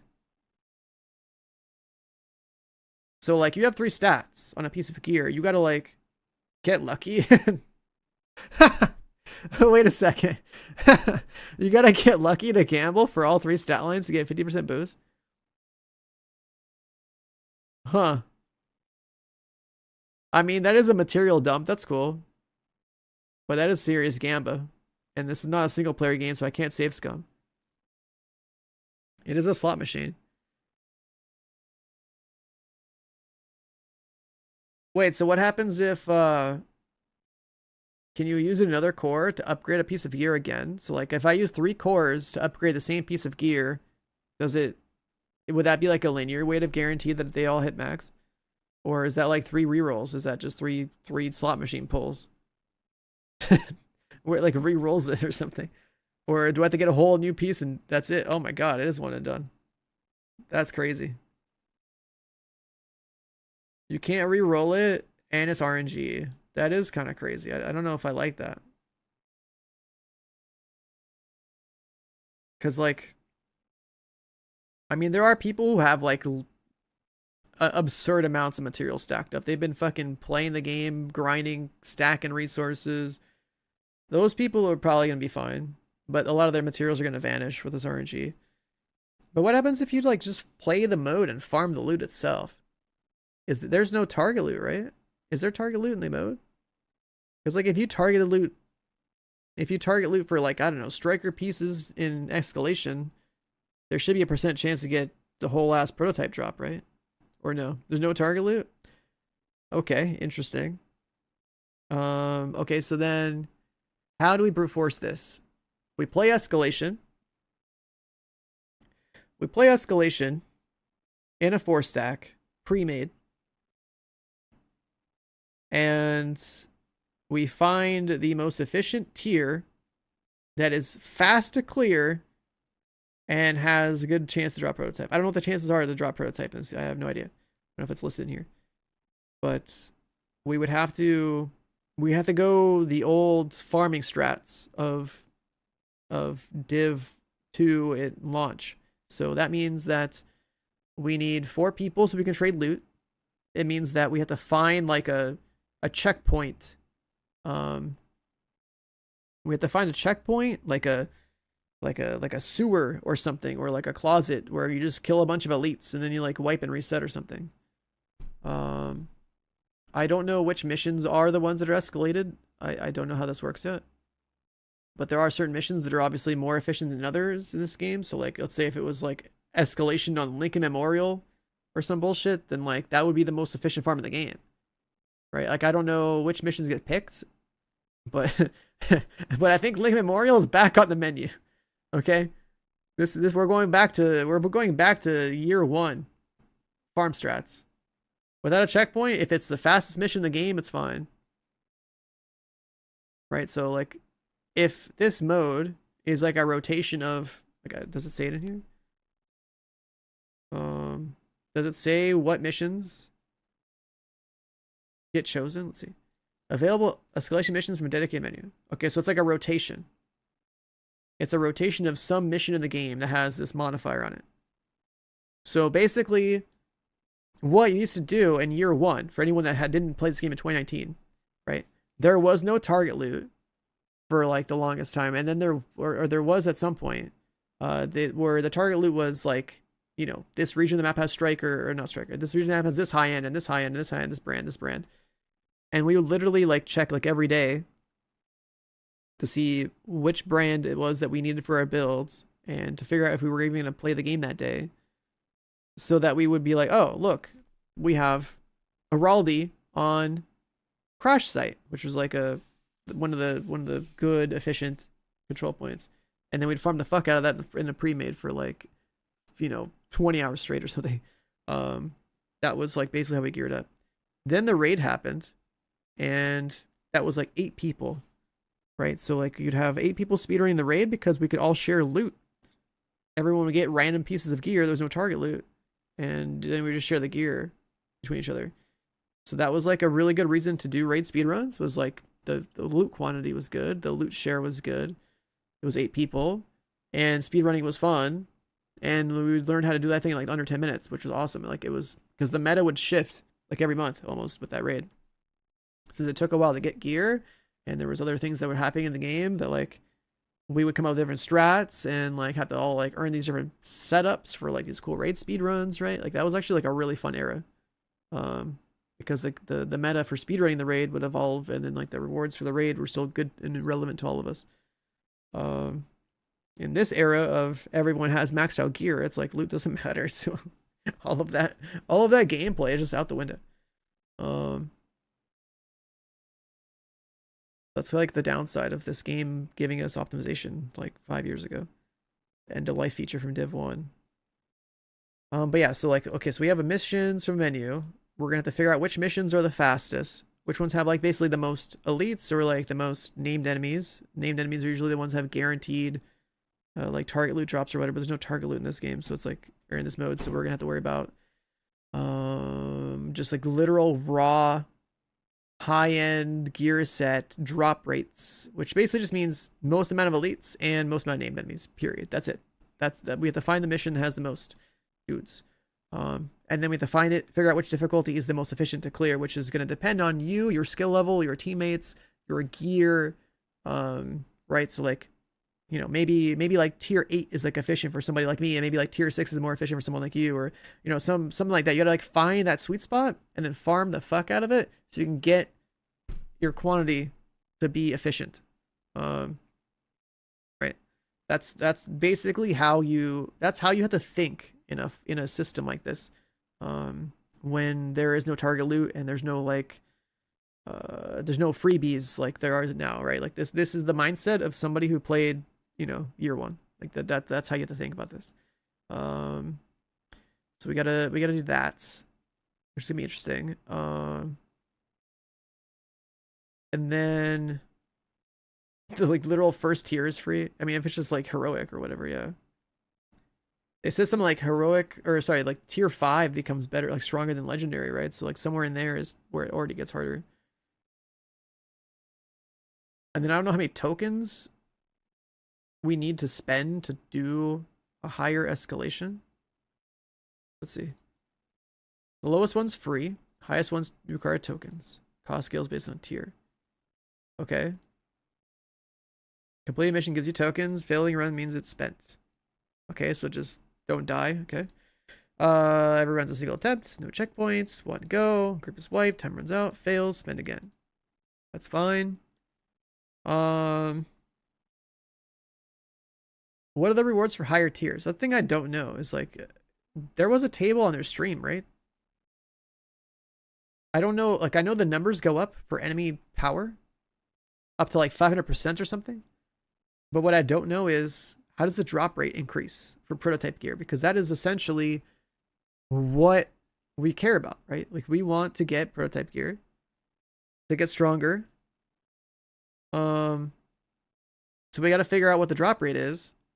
Like, what is the percent chance of a prototype drop? Because we have to take the brute force approach. They've never showed drop rates.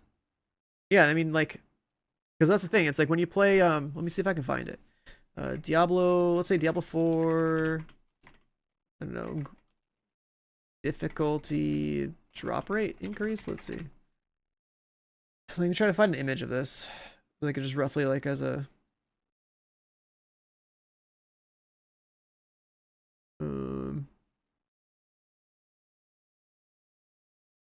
there was images, right, of like what this stuff looks like.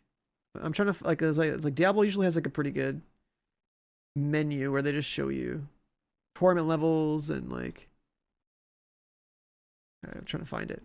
I like as like a visual comparison for someone who hasn't played that stuff. Diablo 4 torment level drop rates. Let's see. Is there like a table somewhere?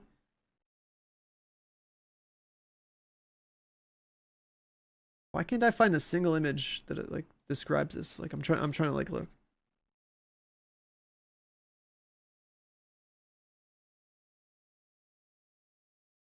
Or maybe I'll just find some old like Diablo 3 thing. Okay, like let's just do Diablo 3 tables, right? So like right, difficulty tier 1, torment 1 versus torment 6 versus torment 7, torment 8, torment 9, torment 10, right? Like the numbers of like how fat all the enemies are goes up like by stupid percentages in that game because you hit for like trillions, okay? So like like obviously things go up and like almost like exponentially. In our game it's like we're going up to like where monsters do or where enemy mobs or enemies do like up to like 400% more damage. They show us in the stream. But like what we don't know in their table is like, okay, how is legendary drop rate going up? Or like in our game it's like, okay, how is like exotic drop rate going up? Or how is just like loot quantity going up? Because you know, in this game it's like it goes up by a significant margin, but then like obviously enemies are also like exponentially tankier because that's the nature of that game, right? So like that's what we're missing here is like I don't see a table. I don't want to see a table of how this drop rate is going to go up between tokens for winning and also like prototype drop rate increase per difficulty, right? Because like if you go up higher in difficulty and you're not getting more prototype stuff, you're not going to do that. You're just going to play tier 0. But if you go up to like prototype, you're going up to like tier I don't know, tier 5 and you get like let's say triple drop rates, or you go to tier 10 it's like you're seeing purples everywhere, then like I mean if you're farming tier 10 perfectly, you know, honestly you kind of deserve to see purple beams all over the place, because like you're, you know, compared to like a tier 0 player, right? So and then the other thing too is that if you get a prototype piece, this is the other RNG part, right? Like it's RNG because we have to worry about where is it? This part. One attribute's maxed out and the 2 are random. So you have to do, let's just assume it's even, yes or no for each stat line of 50-50, right? So it's, one is guaranteed and the other 2 are not. So it's like you have the variation of like, okay, one stat's maxed out, other 2 are not. 2 stats are maxed out. That's like 2 different variations. Is it the bottom stat or the top stat or whatever? And then like, I guess on top of them being maxed out, so 1, 2, or 3, on top of them being maxed out, the other problem is that you still have to roll a piece of gear that you're looking for, and also it has to have stats that you care about so that you can actually use it. Is this it? Oh, what is this? Oh, that's cool. Let's look at this one. Perfect. So these are the augments. Are these all random too? Is this shit all random too? Reroll cost, prototype cores. Wait. You can reroll with prototype cores? Alright, so let's look at the augments, because this is like the part of the RPG that actually like is good. Dude, holy shit. Look at this. You get your cooldowns back? You get your cooldowns back on bullet hits? Bro, what? You have a 1% chance to become immune to damage for 2 seconds? Just like randomly have God mode? Okay, so yeah, that's on bullet hit, dude. That's cooldown on hit. Like this right here, like bro, on hit is crazy. Okay, like on hit, that's actually good. On hit, percent chance for random status. Heal based on damage on skills. Don't care. Who cares about that one? Grenade radius and damage. Honestly, don't care. Bullet has a chance to do double damage. Obviously, we care. Chance to do double damage is crazy. That's a DPS increase. That is best in slot. I don't know how many of these we can have. I don't know how many of these we can have, but that is going on my gun, dude. How many augments we have? Is it every piece of gear? Can every piece of gear have augments? 7.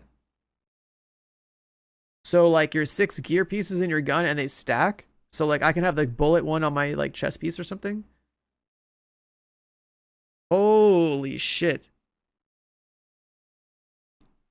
Wait, so how do you level these up? Is it this? Is this how you level your augments? With these cores?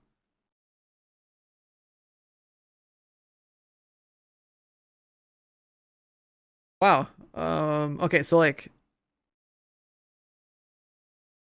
nice to take care, man. Thanks for being here. Have a good one. So these level up. These are basically a Diablo 3 gems, right? The legendary gems. Diablo 3 legendary gems. That's what this is. This is like Diablo 3 legendary gems. Like you basically just play and you level them up and the powers go up and then you get like crazy. Cause like I'm looking at this right now, right? Like obviously Echo is good. A chance to do double damage is gonna help clear things faster. Like that's BIS. A chance to refill your magazine. Interesting. A chance to like basically reduce your cooldowns. Like that's obviously really good. A chance to have God mode. I don't know how good that is, but like interesting, I guess. It's like basically like a combination of those 4. I don't know how much I would care about the mag size though, because you can reload pretty fast. Quantum can go up to 21% with maxed out. 21% chance of being immune for 2 seconds. In a game mode where you take like 400% more damage, that's obviously gonna have value. So like I was told about this game mode a year ago when we went to like Sweden, right? That they were gonna introduce some kind of like infinitely scaling type of thing. I guess they changed it from infinitely scaling to just it goes up to like 10 levels. So I was wondering how this is gonna work. But basically when I heard infinitely scaling, I was thinking like, okay, well eventually mob damage will be so high that you get one-shotted. So like how do you prevent dying? And I had to think about like, how do I get God mode? And it's like the only thing I could think of was like you'd overcharge your shield to like, you know, tier 6 with an overcharge means it can't break. So that was the only kind of God mode I was aware of. But like this quantum thing could be good too. You just have to like randomly, and it says percent chance of becoming immune to damage. Is that on hit? Is that every second? But playing around having damage immunity will buy you a 2-second window to do damage in content that like one-shots you, right? So I don't know what procs this. It just is a chance to do it, and I don't know what procs it. Yeah, so if it's a chance to become immune because you got shot, then like you're probably just gonna die anyways. Because in this game, what you do is you have to play around your one-shot protection mechanic. Right, you get shot, you go down to 1 HP, you now have God mode for about 2 seconds, and then you need to leverage that to either murder the thing that's murdering you or like get to cover, or like, you know, out of line of sight. So I don't know what this is. Did anyone play with this? Like what procs it? Is it just a random timer, or is it like you took damage or you do damage? Like I don't know how this works. Because that's a pretty important detail, right? This is either really good or really bad depending on how it procs. That's all I'm trying to say. Like that's what to look out for. And then this one is just cool. Like for anyone that played year 1, we used to have rhythm on our gun in the pistol slot, and that was a holster talent that would basically reset all our cooldowns randomly. This is kind of similar, but it's like a little more consistent because it's based on like on hit. So we're gonna have a chance to do double damage and chance to like, reset our cooldown so we get a Reviver Hive back and stuff like that. Because that's another thing too, is that if you die and you get Reviver Hive, then you want your cooldown back. So like you can just hopefully proc this, get your cooldown back. You die again, that's fine, right? So double damage. I mean, of course you want double damage. Like there's no universe where you don't use this. Like that's it, right? You're playing content where the mobs have like 5% more health. Of course you want to do more damage. Right? So between Echo and Synesthesia, like you do more damage, you die, hopefully you get your Reviver Hive back. Boom, solved. Right? I think those two augments, I'm rating that as S tier, just reading it and understanding kind of like how this is going to play out.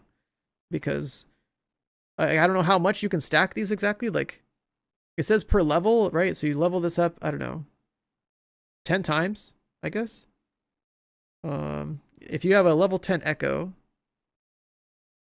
I guess you have a 4.5% chance. But then you stack it, so I guess you have to have Echo on every piece.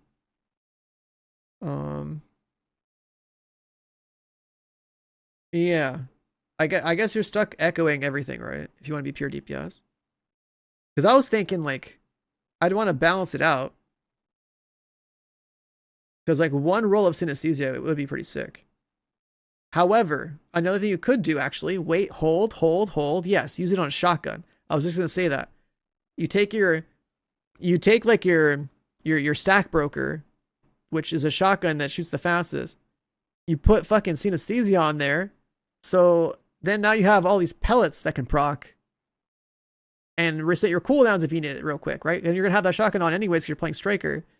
So you have a Synesthesia shotgun, and then your fucking AR, like your Lexington, has Echo with every other piece of gear in your inventory has Echo, right? So then you have your DPS AR, and then you have your cooldown reset shotgun. Done. Like, solved. Totally solved. It would also be kind of cool to have mag refill, maybe. But that's like percent chance based on bullets. So actually, no, this is kind of bait. So it's refill by 2. If it was refilled the entire mag, I would consider 1 roll of this, but it's only 2 bullets. Fuck that. And like you could infinite ammo your shotgun, sure, but like even that,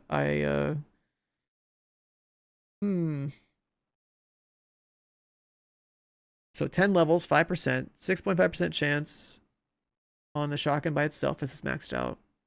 Then you shoot like 8 pellets out. We get a lot of bullets. Like a Paradox, like A12 is cool, but like think about it this way. Like you're not in a situation where you get to sit there and DPS for the whole time, right? You're worrying about getting shot by dudes that are gonna one-shot you. So like sitting there mag dumping the whole time with a shotgun with the Paradox thing, that's bait. That's bait. Like it's more practical to at least like try to, you know, get your life back with this. And then open world farming, like, does this stuff work in open world? Does it even work anywhere else? I thought it just worked in Escalation. Let's see, what is this sheet? The scaling. Jesus Christ. Okay.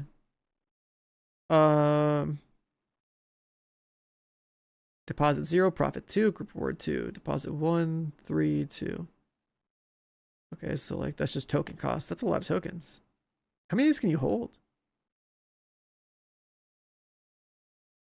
Are these the same tokens used for like leveling up your stuff? Or are these different? There's like 2 currencies.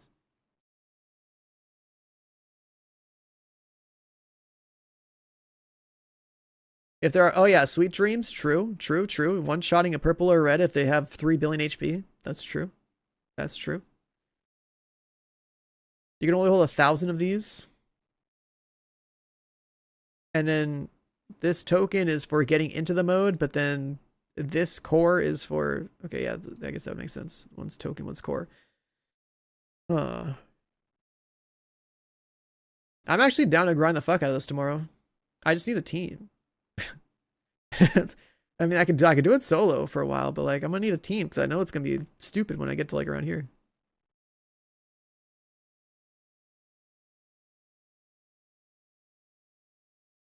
Yeah, what up, Fonte? Them to the 21 months. Welcome back, buddy. Also, King Pred with a gifted sub to Duck. Appreciate it, dude. Thank you. I feel like I didn't hear that because I was too busy fucking yapping. But yeah, it looks like you were doing at least like 7 solo, no problem. Okay, that's good to know. Because like them having 4 times more health is not a big deal. Basically around here as it gets annoying. Yeah, I mean like the jump from this to this isn't bad. The jump to here is a little bit higher. And then obviously like this is just stupid. Right, so it makes sense to like try to solo around here and farm. Right, if that's how it ends up. Right, this is exactly the same logic I had with Diablo and like other games like this. Like you just gotta push until your build and your clear speed is just like not feeling as great, and weigh that against the amount of rewards you're getting, because all that matters is getting your rewards to get more powerful. A lot of people will treat this probably like the wrong way, which is like, oh man, I gotta play on heroic, otherwise like I'm trash. You know what I mean? Like, and go be like, oh, I gotta play tier 10, otherwise I don't belong here. You know, like people be like feeling entitled to be here because they're used to playing the highest difficulty in the game right now, but they're gonna get like their shit pushed in. But the proper answer is to basically pick the most efficient tier for yourself. Always about speed farming, exactly. Are we looking strong for the new stuff? I was looking at this stuff, right? So there's definitely some powers here.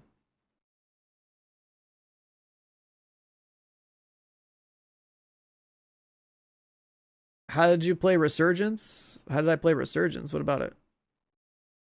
When you log into Resurgence, you can log into your Ubisoft account. And I played it on emulator yesterday for like, I tried to play it for like 2 hours, and the game sucked on emulators, so I'm over it. The game on mobile itself is fine. The game on an emulator is terrible. It's really bad on emulator. Did not enjoy that. Like it was so bad on emulator to where like I didn't want to play a video game tomorrow. I went from playing Crimson Desert, which is like one of the best games out right now, to playing a fucking shitty mobile game on an emulator that wasn't even like looking great or like playing properly. I was like, dude, what? Like I literally went from like playing peak to playing like bottom of the barrel, scraping for content type of stuff. You know what I mean? Like it was bad. It was bad. But yeah, going back to this, it's like, it looks like, yeah, we're just gonna stack Echo on all 7 pieces.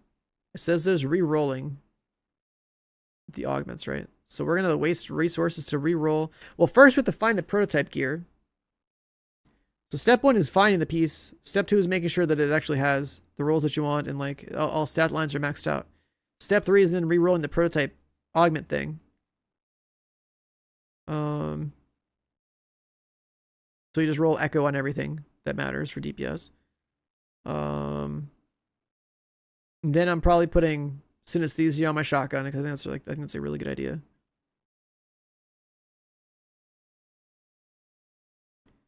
You saw how it started, how it ended screenshots? Yeah, yesterday I never felt more, I haven't felt that depressed playing a game in a long time.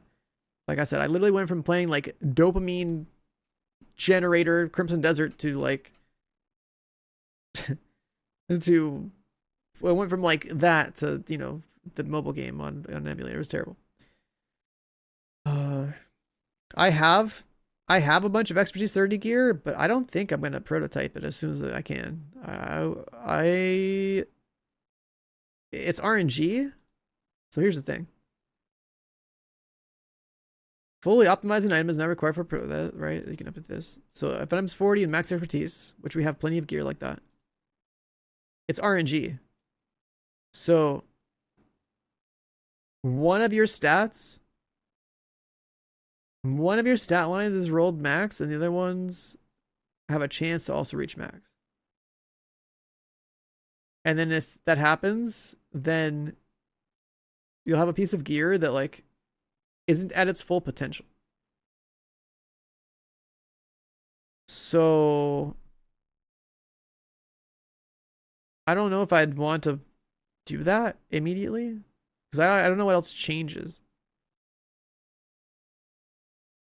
You can no longer optimize or recalibrate a piece of gear when you prototype it. So you literally... What the fuck? Wait, so farming for raw prototype is actually terrible too. I didn't see that line until just now. That's actually terrible. Wait a second.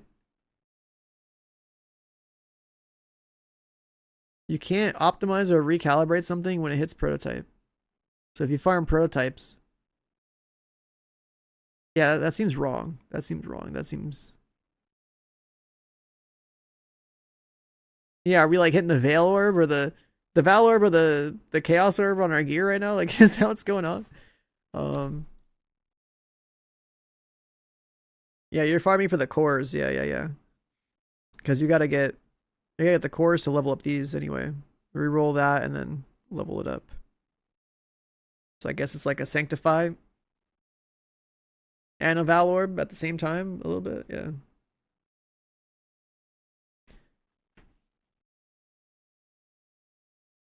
But yeah, just looking at the augments, like clearly we're gonna roll for Echo on all our DPS gear. I like the idea of the shotgun having skill cooldown reduction because that makes a lot of sense. And then what am I doing with my pistol? If I'm playing Striker with Echo.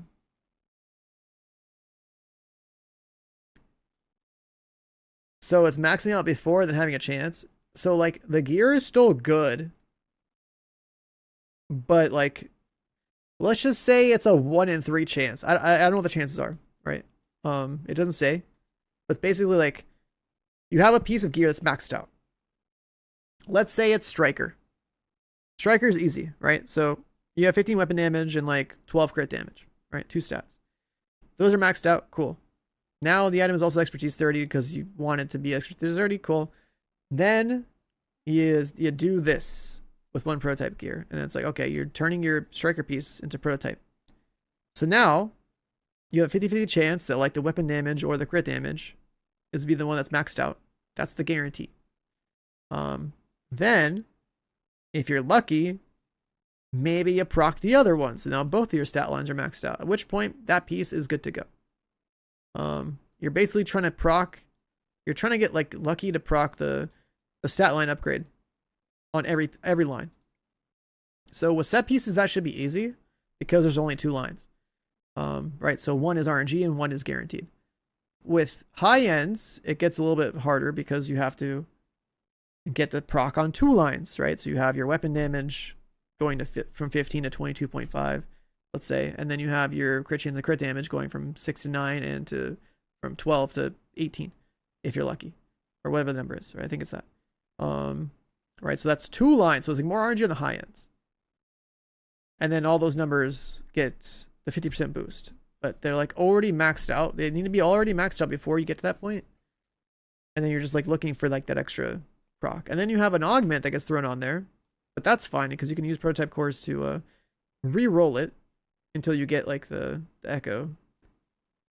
So this is a grindable resource. So that's fine. You just earn this and you can keep doing it until you hit one of these that you want. So in the case of Striker, I'm obviously going to put Echo everywhere. Problem solved. I want to do more damage. Easy, done. Then, because the other way I was looking at this was like, you know, what if I like mixed and matched? Or like, I like the cooldown one. Quantum could be good if it's like, you know, depending on how the activation works for this. Echo is obviously just good, period, because like you level up 10 times. So you get 4.5% chance per piece of gear up to 7 times, right? 4.5 times 7. You have like a 31.5% chance to do double damage, which is great. Like, you know, more damage is crazy.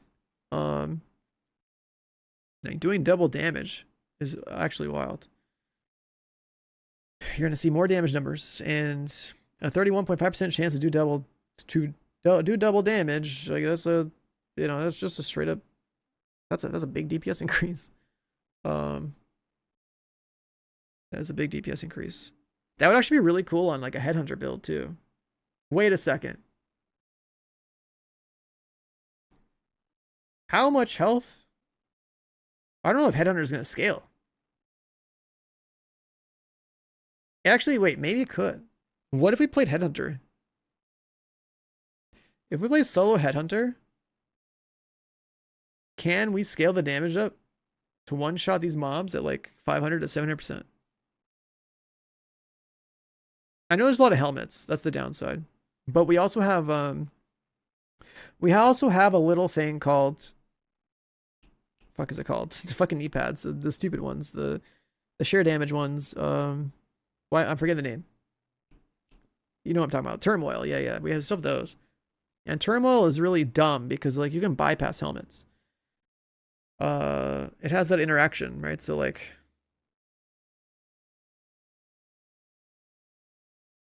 you got a scholarship to write a book? Yo, congrats, dude. That's a pretty crazy, like, how does that even work? I thought scholarship was just basically for like going to school and getting like your tuition paid and stuff. I don't know the details of how all those things work, but like to write a book, that's different. Yeah, I hadn't seen that before either. That's I didn't even know it worked like that. That's kind of cool though. Is 700% enemy health and armor. Yeah, this is crazy, right? So they're just boosted, right? The only way I know of doing a lot of damage this game is like, okay, if you're playing a regular gun build, like you're just gonna striker, and if what's the cutoff on headshot percent when it's useless? I mean, that's never useless. It's just number will go up. What matters more on Headhunter is that you have to have a minimum of some amount of headshot percent so that the talent does the most amount of scaling. Everything past that is just extra damage. It never like falls off. It's just that like the meat of the damage is you got to be at like, let's say, I don't know, 150% headshot damage for the talent to give you maximum damage from how it scales. And then obviously you have to have as much weapon damage as possible. But because of prototype gear, our weapon damage is going up.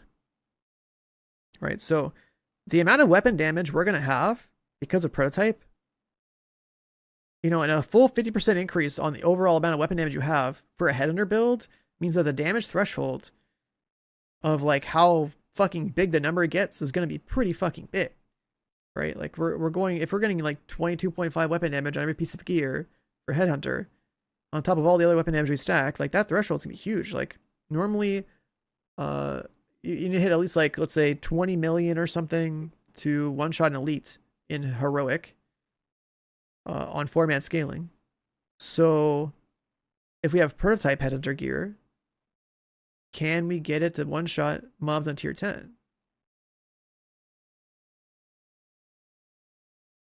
Like, are we going to be able to hit 7 times harder? It depends on which weapon you use, because you use like a Nemesis or a Shroud.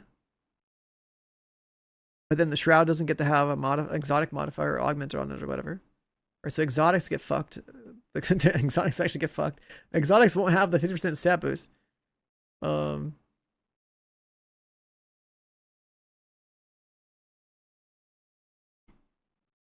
It's a scholarship from your city's program for artists. That's cool. Send you money for 6 months. That sounds sick though. It's like 30 million Tormil, 15 with rifles. Yeah, it depends on exactly how your build is set up, right? And like what difficulty you're playing on, how much of a damage threshold you have to hit. I was looking at this though. I assume that Escalation, does Escalation scale for solo and for group differently? Right, if you're playing solo Escalation, it's like solo scaling times 7. If it's group Escalation, it's like, you know, 4-man scaling times 7. So like, I'm pretty sure Headhunter solo would farm. Elites in solo have like at least 5 million health or something, but elites in group play have like 20 million. So, you know, hitting for like 35 million or something, that's pretty achievable in solo play. So Headhunter solo might be crazy. Actually, that actually could be really good. Headhunter solo could be crazy, especially if you also proc Echo. Echo might be kind of nuts actually. Echo procking Headhunter, you wouldn't use Regulus. No. Regulus is dead. It's exotic. You'd have to use high end. Because high ends get to have the 50% stat boost, and high ends get to have a augment. So with the amount of scaling this has, solo headhunter could be really sick. You can't one-shot past tier 4 even with max damage. With what kind of header build though? Like which gun? Because it kind of matters which gun you use. Like mobs only having 2.3 times more health, like, that's not really that much more. Right, like if you're using like a rifle, you tried it with Nemesis and it didn't one shot. There's no way. What? There's no way that's a cutoff. That sounds wrong. Like the amount of damage you do in the game is crazy. Like you can do headhunter procs for like in the hundreds of mils with like the shroud or something. Like there's no way.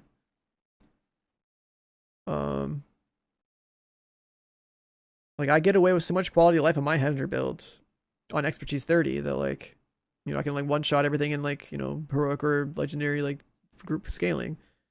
But in solo play it should be better.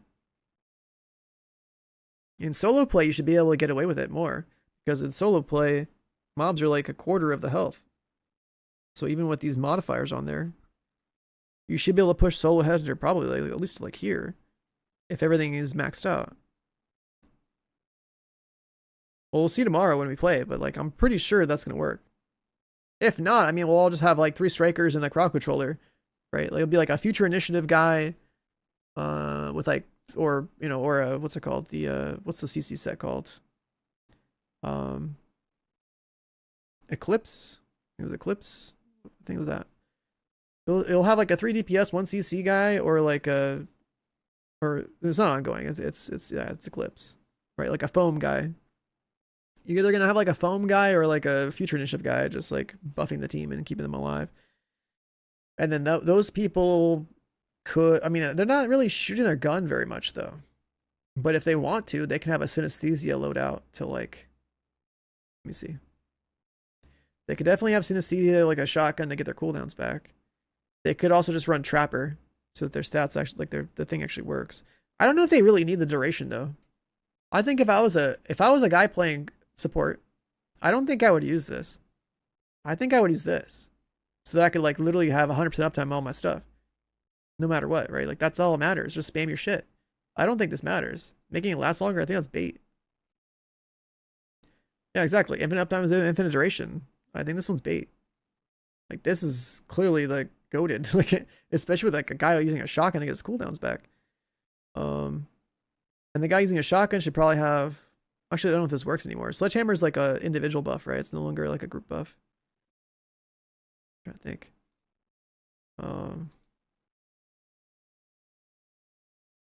And then yeah, Sweet Dreams. Sweet Dreams is good because that's like a free kill every however long.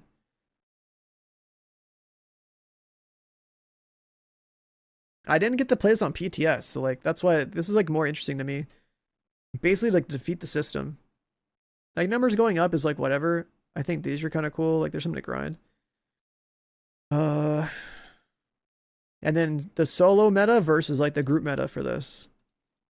You know how that's gonna feel will be interesting tomorrow. Like they should have probably changed the stuff between now and PTS, right?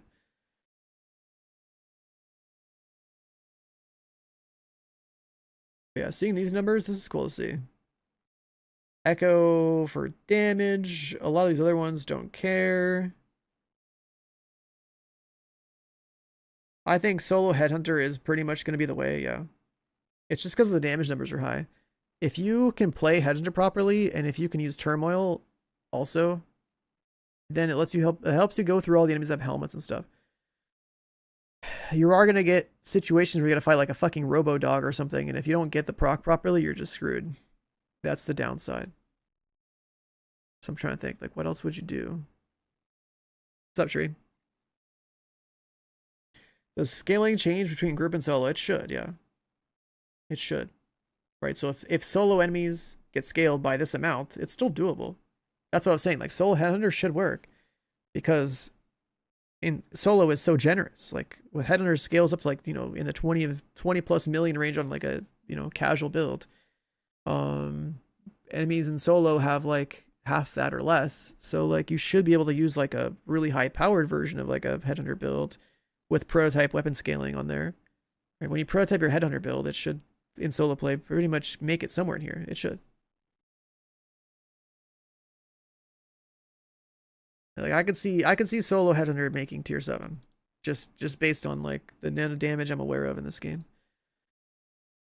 We'll see it in practice tomorrow. I'm gonna grind tomorrow, but like we'll see. I see it working. I see it working. Yo, Chuck, thanks for the 22 months. Welcome back. There's a resub.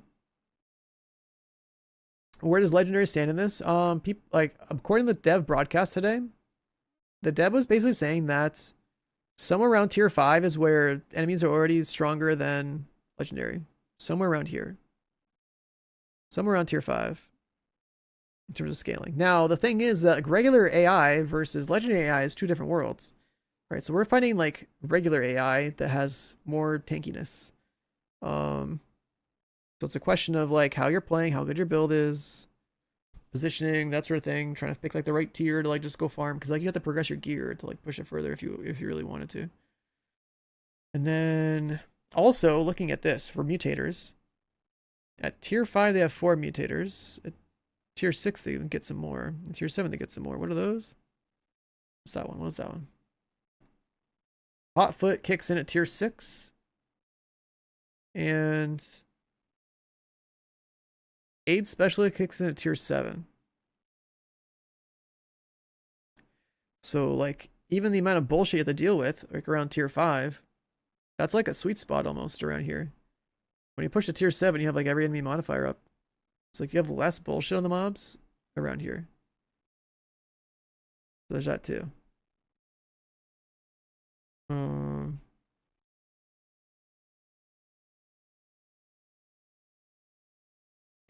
Grinding expertise. If you grind expertise out during the events, it shouldn't be that bad.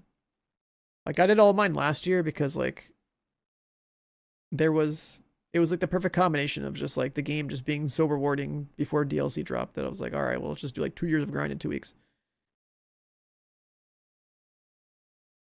But yeah, solo Headhunter, that should be pretty good. And then group play is just going to be like, you know, striker gamers, echoed out of their minds, a little bit of synesthesia on shotguns, some crowd controller guy on full synesthesia probably. I don't anticipate there being too much more than that. Like, why would you ever go full grenade damage and radius? Like, who's throwing grenades? That one just seems like a waste. Having CC bullets also seems pointless because you should just have a CC player in team. And then like Echo Headhunter could be crazy too. If Echo procs on Headhunter and then also procs on Turmoil, this one could be really stupid. This one could be really stupid. If they make Echo proc on your Turmoil proc or something, I don't know. Maybe it won't work like that actually, but because it's not really part of the bullet that's doing the damage. But if it does count as part of the bullet doing the damage, yeah, that depends. That's gonna be kind of dumb.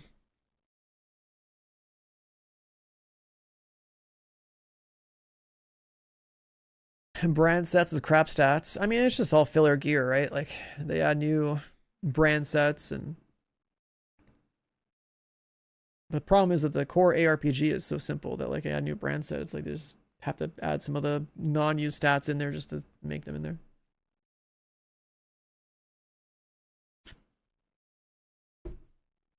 When's crossplay? Probably in the summer.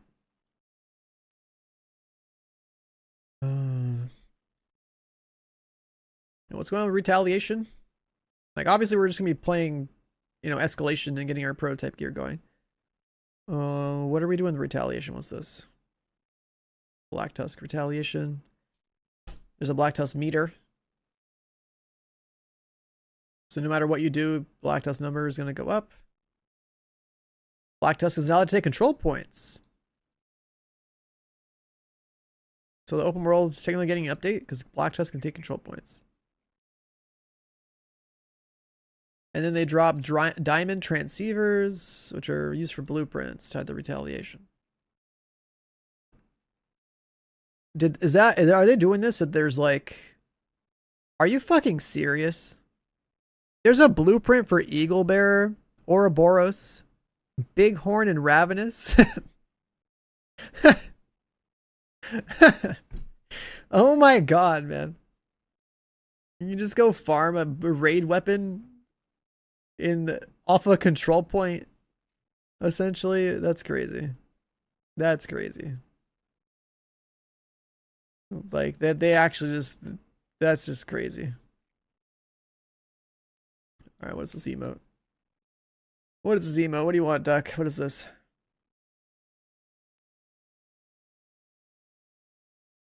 Are there drops on the stream right now? That's tomorrow morning.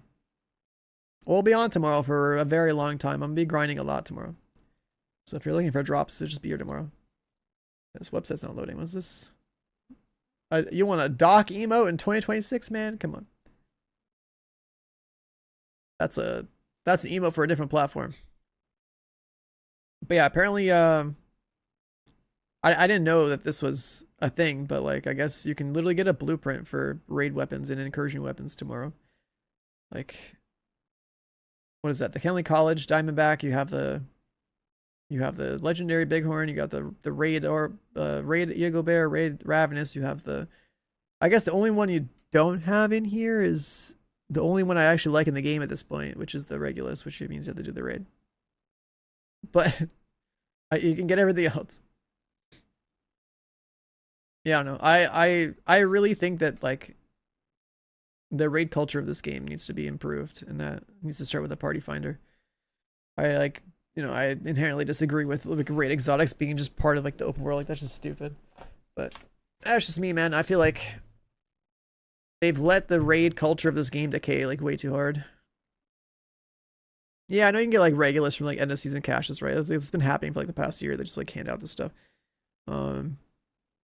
Instead of like improving raid culture, it's just like fuck it, just give them their loot so they can stop complaining. That's how I see it. And it's like not healthy. Like I think about other games that have raids, right? Like, oh, you can get some exotic, some different rewards there and some different challenges done there and some different unlocks there. And they said they're going to refresh the loot table of the new raid, of the old raids. I guess they're not new. The old raids to have some other stuff in them. So I guess that makes sense. Cause like, if you're going to take these out, you should probably put something else back in, I guess. But, yeah, I don't know. I think that's a little weird. A game relies on LFG to complete content. I mean, this is not a solo player game. Like this is a little multiplayer online game that everyone has been playing solo because you can up until you get to raid content. By having content that is group based like raids, you actually have things that take place that are actually interesting in game design. Whereas if you could never have a solo raid because like what's a fucking solo player gonna do to make it interesting? It's like you think about the raids that we've had, they're pretty simple, but like having a coordination between like, let's say 3 or more people to go do a mechanic, is a greater exercise in gameplay than something like a mission in matchmaking where it's really just go from point A to point B and shoot people. That's all you do. You can turn your brain off like the rest of the game, right? That's the whole point of raids is like, okay, you're supposed to like coordinate with people to do things and solve things, and like once it's solved it becomes a routine, but it's still like you have to do the dance. Raid speedruns kind of like all brute force all the encounters, right? Because there's these stupid bugs in this game where like you can like bypass damage immunity. So like a lot of the mechanics don't even get done anymore by like raid speedrunners, but that whole song and dance of like, all right, go here, get on the turret, drag the boss this way, shoot him in the back, or like have to press this button, have to press this, send people to get different platforms, like all that is gameplay that's completely missing. Why is there never raid matchmaking? Because matchmaking doesn't belong for raids. What you're looking for is a party finder in the game so that you can find a group in the game instead of Discord. Right? That's the type of matchmaking that like hard content deserves to have, which this game doesn't. Right? You're asking for, you want something in game, right? And if you've played any other MMOs, they all have the same system. You make a party listing, you say what you're looking for, you find people, in the game, right? That is the big difference, right? Everyone that says what matchmaking, they want a way to find people in game. That's the core issue. But you don't solve that with a button press. You solve that with like an entire like way of like searching for parties and finding the people you actually should be playing with, and not just like some, you know, letting some algorithm throw you into like the nearest group and, you know, hope for the best, because like that's a shit experience. Like imagine you're in Europe and like you have like a Russian on your team, a guy from Spain, a guy from fucking like China, and like no one's speaking English. Like you can't play content. It requires coordination if you can't communicate at the bare minimum.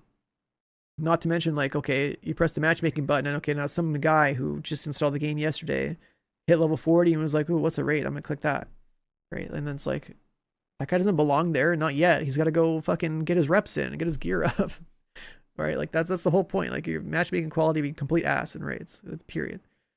But you have to have an in-game party finder, right? Apply to a group, make a listing, inspect people, judge who you're trying to play with, you know, so on and so forth. Just like an LFG and a Discord, but like better because it's in game, so like there's more eyeballs on it. So yeah, that's the problem. It's like obviously not every able body in this game uses Discord, even though like in the modern gaming era you pretty much should. Anyways, they changed Retaliation. They're adding Black Tusk. There's like raid weapons in the overworlds. There's kill squads for Black Tusk. They give you blueprints for raid exotics and climax exclusives and capacitor and vindicator. So you literally can play Retaliation or like everything in the game without playing anything else. A full Retaliation also gives you a chance to earn blueprints for raid and Dark Zone exclusive exotics. What's a Dark Zone exclusive exotic?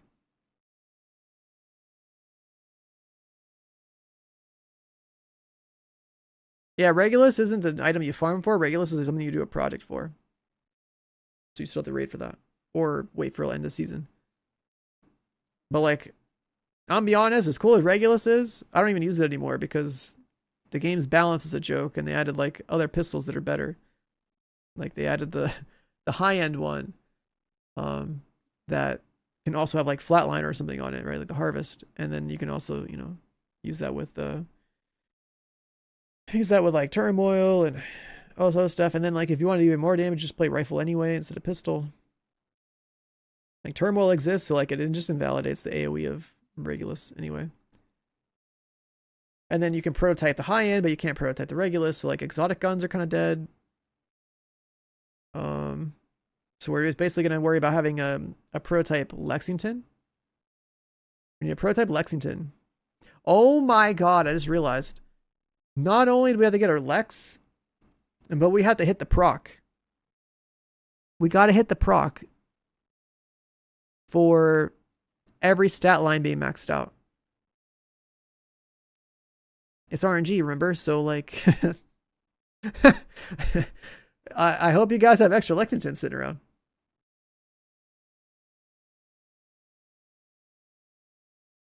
I hope you have extra Lexington sitting around.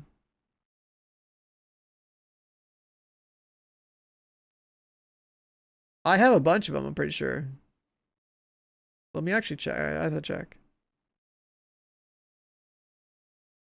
But like they all have to be like expertise 30.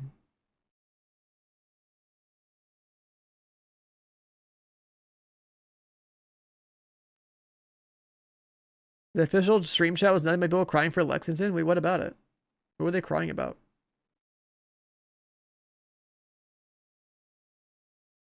That's the PTS. Right here. Let me actually see. I need to check.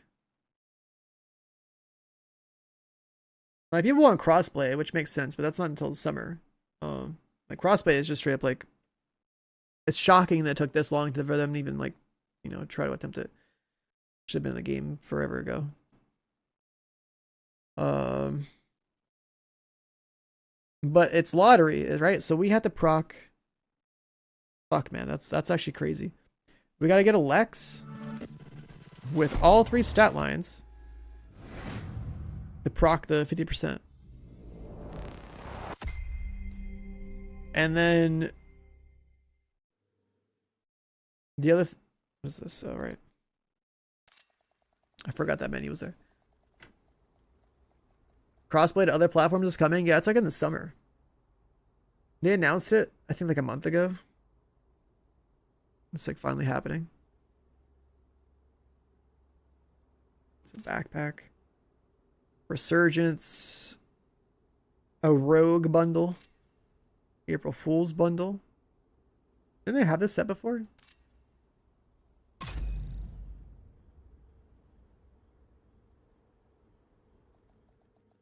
But in the patch notes, right? So we know that we have to upgrade our Lexington to prototype. But then also it's RNG if all 3 stat lines are maxed out. And then also it locks you from rerolling the talent. Which someone in chat said that, like, they're gonna take that away and let you reroll again. What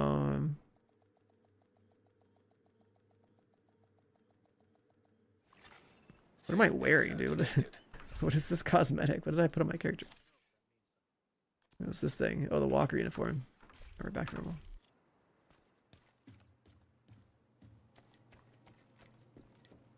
So let's take a little look here. How many of these do we have? That's pretty important. That's pretty important. Is that an extra stack broker? Farming multiple copies of some of these like more exclusive items is going to be a process.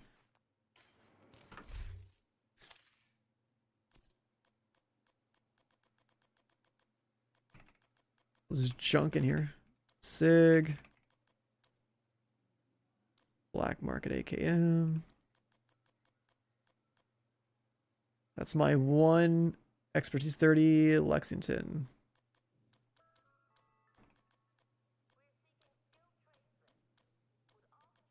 I'm about to go through a bunch of these. Also, I don't have any music playing. Oh, right. I need to switch this actually.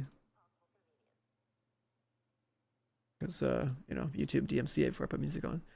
All right, now this. That's the one in my inventory that's level 30.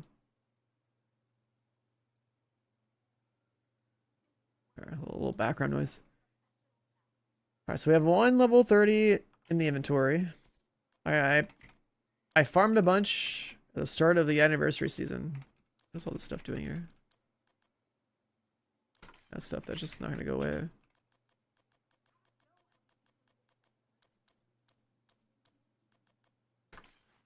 We're gonna have to farm a ton to try to RNG some of this stuff up to prototype.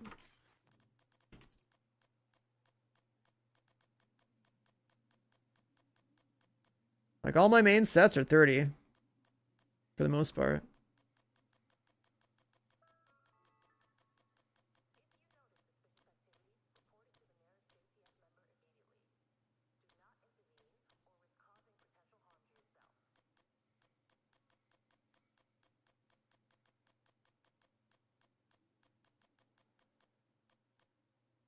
Yeah, I mean, if we could just hit the maxed out one first try, that'll be convenient.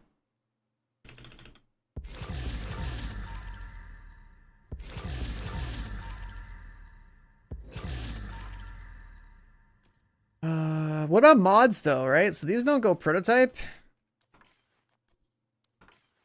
Do these really not go prototype? Because that's gonna be like, we need prototype mods, but they only have 1 stat.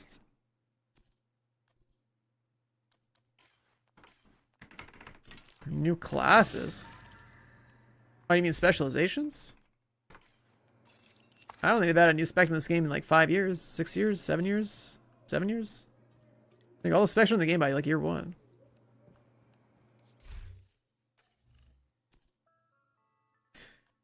Big Alejandro.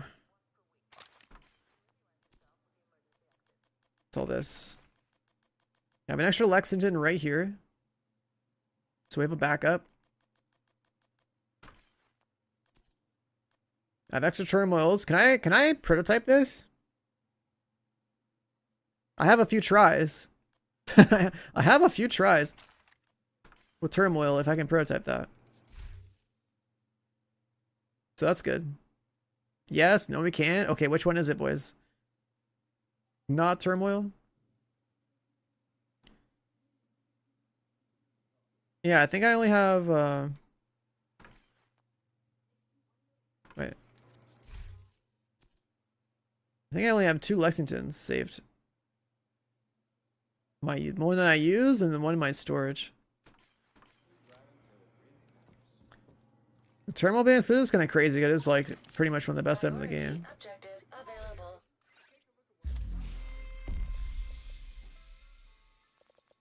We got all this done. Got all that done.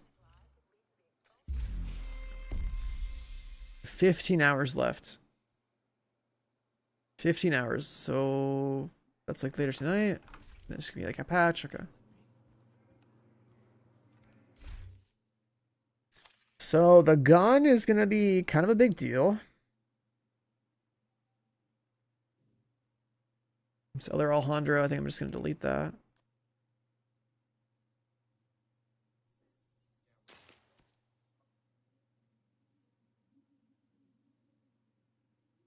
And then, yeah, the downside is that you can't prototype exotics.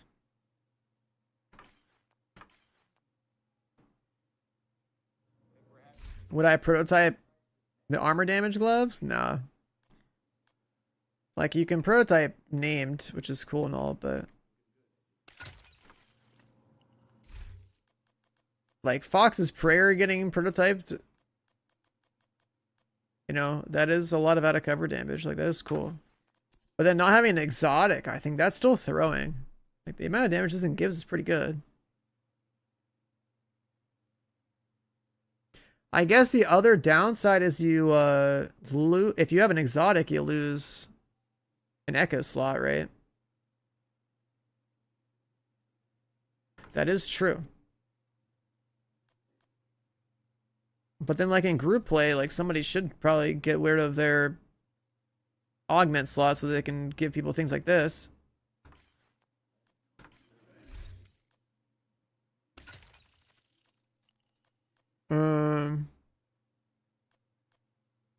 Also, there's rate of fire. You get a little more rate of fire on this guy if you double this guy up. Well, I only got like 2.5, but still.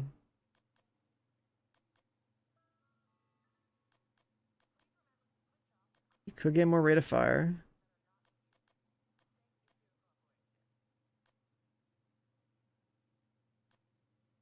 The rate of fire getting boosted, like, it's probably not as good as, like, getting the damage out of cover out of, like, boosted.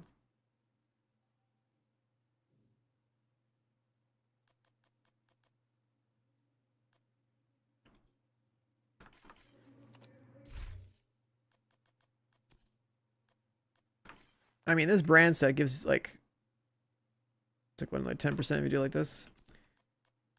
And then you have Equalizer. The talent doesn't get buffed, does it? It's only the stat lines, right?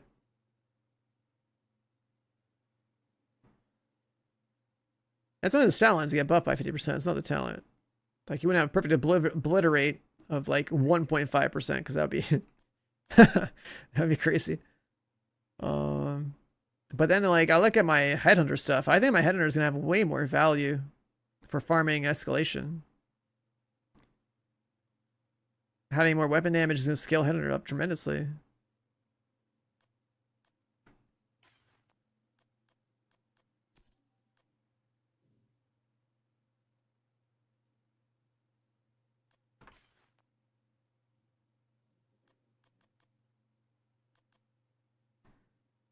Yeah. Like, not using your Elmo and using...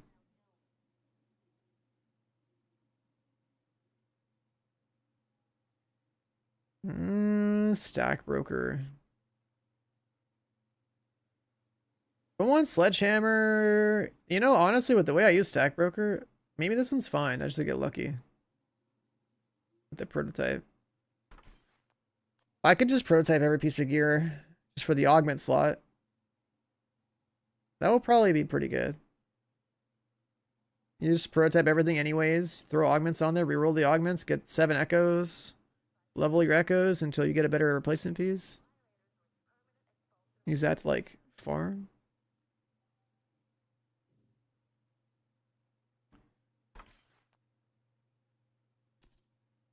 Also,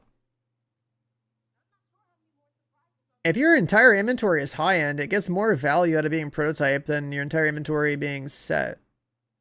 If you care about like one more stat line getting 50% boost. So in a way, would like a high end build? Would a high end build catch up? That's an answer for like, I gotta start spreadsheeting this stuff out again. I used to do that a bunch. Yeah, you would get more stats. I mean, like, this is total weapon damage, right? So, like, you know, Striker at full stacks obviously is, like, good. But then, with exotics not getting a buff from prototype, and with, the thing about high end is that, like, yeah, like, you could do high end with, you know, damage to armor, damage to out of cover, rate of fire, right? Like, you have all these other, like, substats that you could scale up a little bit.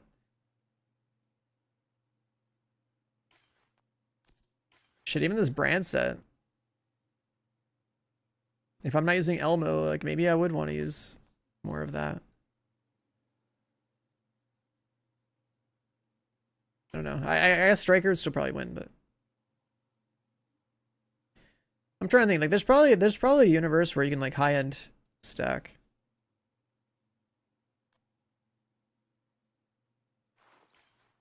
Let me just think. What would that even look like in my inventory?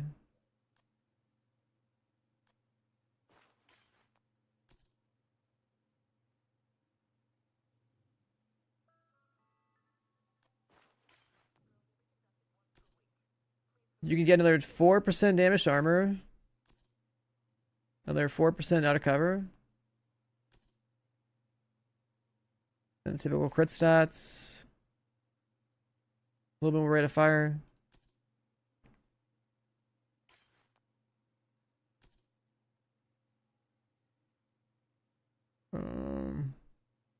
It probably wouldn't be hard to hit crit chance caps then.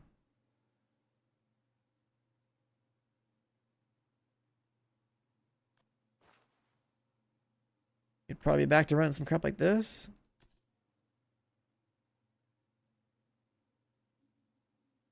And I'd have to go farm like, I don't know, some other brand set or something. And then LMGs would be kind of crazy if all their multipliers go up, yeah. They would have more out of cover and armor damage or whatever. It depends on who you're playing with, though. Yeah, if I'm using Lexington, I'm going to run the 3 version of this just for the mag size. Just don't have a mask for it because I didn't bother farming that. But yeah, this is all a question for like a stat, like a spreadsheet. I'd have to go and run a bunch of numbers on variations to judge if I care about the 50% stat boost or if I care more about the Striker stuff. Because Striker's always good. Like, Striker's still gonna do the job, right? Like, this is literally not a damage multiplier.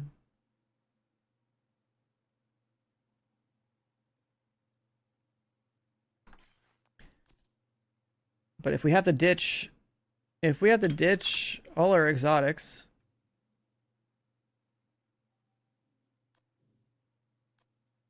let's see, lefty.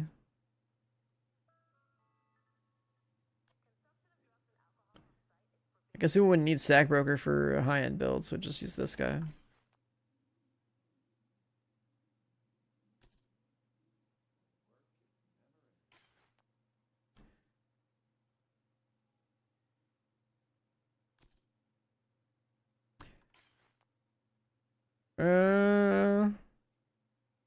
Yeah, I don't think this is gonna scale. I don't think it's worth it, like, prototype this for the extra damage multipliers.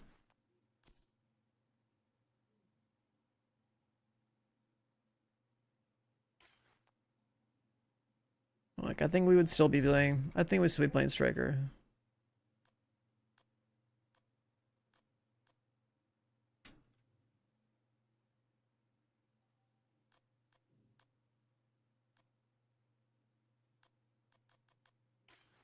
Yeah, Lullaby, Shotgun, Lullaby, and the Sweet Dreams, those are going to be huge value. Right? Because if enemies have 1 billion health as a red bar or a purple bar, you're still going to one-shot them with this. So this right here, this is probably the best exotic for Escalation. Just straight up, right? If you have a pretty much near immortal red bar or purple bar in the mode, that is value for sure. We used to run this back like 6 years ago. 6 years ago, we used to run this shit. We'd have like people running this for like even our support players and like this is exactly it. It's like that's his giga value, right? Like if your mob is that tanky, just go one shot him. So that might be the most useful exotic in Escalation. And there's still a reason to run things like, you know, Coyote Mask or whatever, because you're buffing the whole team. You could probably make like a build on. You could probably make a build for, let's see. I have a build called CC Isn't My Job. I just had it in here as like, where is it? Crowd control isn't my job. It's like if you know you're gonna want to spread foam and whatnot, but I'd probably even take this thing off and try to find a way to like slide in a. Is there a way to do it? I don't know. Try to find a way to like basically put as much group buffing stuff on the guy that's playing support your team as possible. Like, you know, maybe a Coyote Mask could be good for the extra stats and just make people get more damage.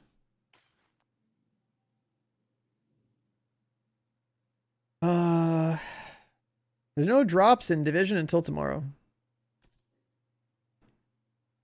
And then I had Flatline on here, but like that only applies to when you're playing with a group. That's like scanning and whatnot. I'm gonna have to reroll this to probably Killer for solo play. I'll have to see what else. I forget what Streamline is. So that's the one where you have to put your shit on cooldown? Hell no, dude. You need your cooldowns to stay alive. Yeah.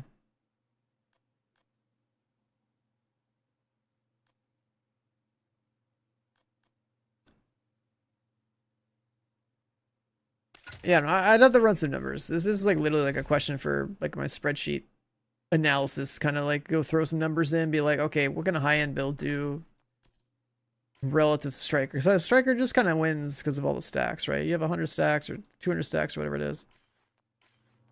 Where's it? Where's full Striker? Right, like a full Striker like this or something. You prototype this guy, he's still gonna get like electric crit damage. You're just getting weapon damage and crit damage. If every piece has crit damage.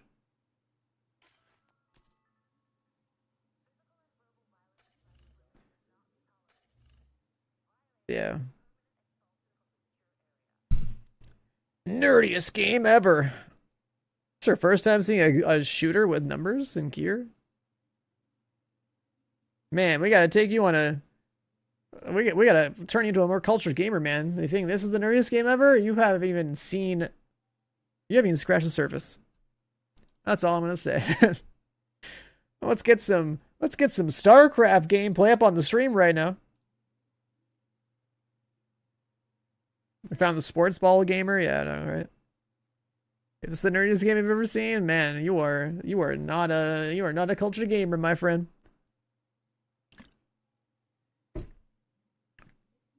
There are so many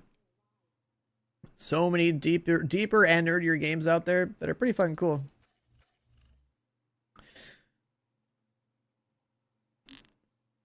You played this in the first game? Oh, I'm talking about like in general. If you think this is nerdy, bro, you should see like we gotta get you playing some check out some StarCraft, check out some MOBAs, check out some like 4X strategy games.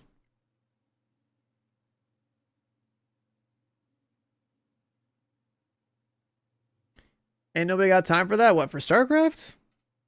StarCraft was banger like, you know, over 10 years ago. I mean, obviously these days, hell, not anymore. But if you were on Twitch around like 2012, it's kind of like when StarCraft 2 had its like kind of like peak, and like those RTS games were sick. Even if you just played it casually for like the campaign. Old man, Adam, listen, you're literally older than me. All right, relax, buddy. We'll hang out in our retirement home together playing games.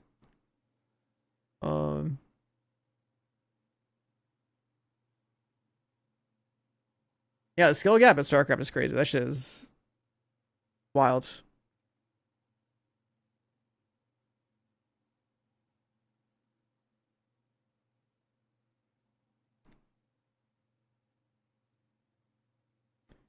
Why are you upset about growing up, having an actual life, whatever? You're literally on Twitch, bro. Like, what are you doing? If you wanted to grow up, why would you talk shit in a Twitch chat? Like, you're literally on a platform for nerds that talk about nerdy things. What are you doing? What are you doing, man?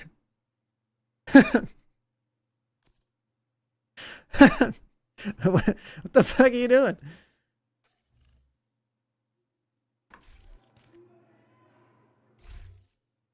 Oh my god. But yeah, looking at Escalation, looking at Prototype, looking at all this stuff.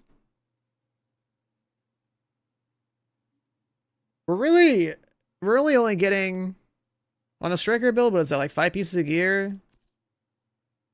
5 pieces, 7.5, like, not like 30 or 40 weapon damage.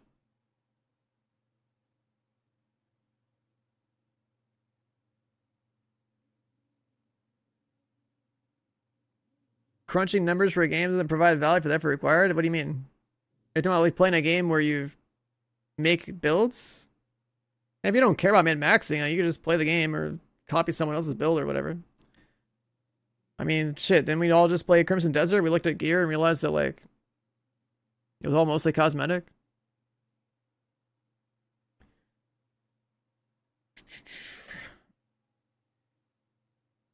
I'm doing the sheets. It's just to, like, have a... What's it called? It's like, the whole point of doing the numbers for someone who cares is to understand if, like, decision 1 or decision 2 is better. That's it. And it's really not complicated. This game is like essentially just like, you know, you sum up, it's basic math, exactly. You sum up weapon damage and you sum up your crit chance at crit damage and all that. You literally multiply the numbers together, boom, which one's higher for option A or option B. Like, it's this game's called The Division, but it's really the multiplication. It's not that complicated over here. But yeah, like, there are other games that are way more in depth, and like they have all sorts of crazy mechanics, and like the gear has way more set lines and things, and like, you know, there's people that want to know, man, do they make a good choice? Is there a better choice to make? Like, that's how it is. This is not the terrible mobile game. No, this is the desktop game. This is the console PC game. The mobile game yesterday, that thing was fucking awful, dude. It completely ruined my mood yesterday to play that shit on emulator. So I just got off after 2 hours. Like, dude, I got nothing. I got nothing I want to do with this. I don't even want to play. Well, this is like the proper. It's like our proper third-person shooter. If you haven't seen Division before, Somberful, it's basically just, you know, you have your missions, your storyline, whatever. You kill things, you pick up weapons and loot, gear, whatever. You start assembling stuff, and you start doing hard difficulties, and might have some cool effects. That stream yesterday was not sponsored. Outside of having Twitch drops, because I'm an Ubisoft partner or whatever, they didn't pay me to be there. I wanted to check it out because it's another Division game. That's it. The only reason I would care about a mobile game is because it's connected to the franchise I've covered for the past 10 years. That's it. If that was like literally any other mobile game, I wouldn't have been there yesterday. I would have been playing Crimson Desert. So, yeah, I definitely think that mobile game needs to have like a PC client or whatever, because like the entire fan base of this game is on PC and console. Like what are they doing? Of course, the people who are playing this franchise are going to be like, oh, what's this mobile game? Let me go try it out because it's like Division 1.5. And then you have that shitty experience on an emulator, and it's like, well, that sours it. Like, if you play it on like a an actual mobile device, it's like, you know, decent for what it is. It's still a mobile game, but like, you know, as far as mobile games go, it's like up there.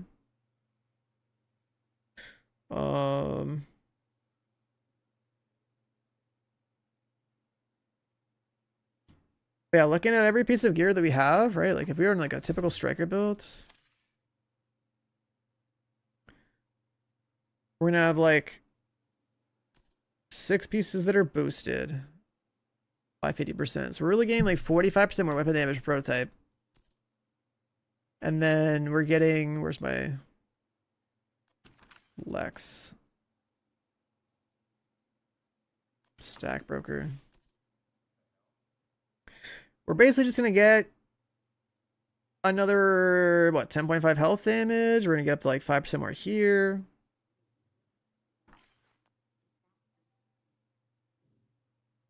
It's like it's gonna be a reasonable stat boost.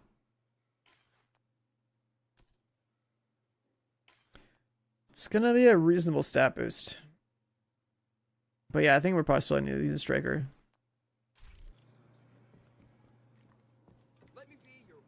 Did he go in the dark zone yesterday? Beating touchscreen gamers. Yeah, I mean, like, having like Division 1 dark zone again is essentially why like that mobile game could be fun for a little bit, but it's still a mobile game.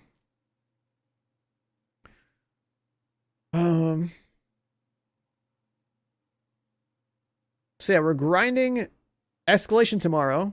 We are gonna have to prototype our gear and get lucky.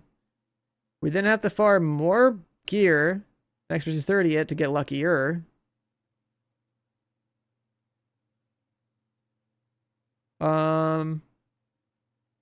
It could just be good to worry about this more so than worry about the stats.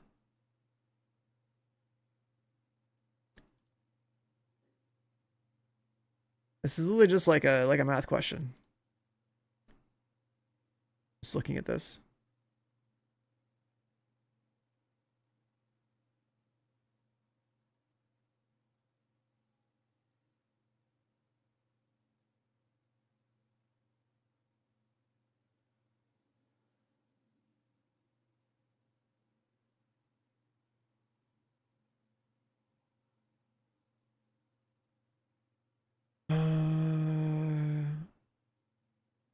Did I miss anything important here? The modifier stuff's whatever. We'll just, you know, get that over with. There's an exotic AR. You generate less threat while shooting when holstered. What? When primed, it has a bunch of damage. Oh, so you keep it holstered and you pull it out and it just does a bunch of damage? Okay. Soft speed, crit chance, mag size. Exotic mask. A bonus for each non-core attribute on this item. Wait, what?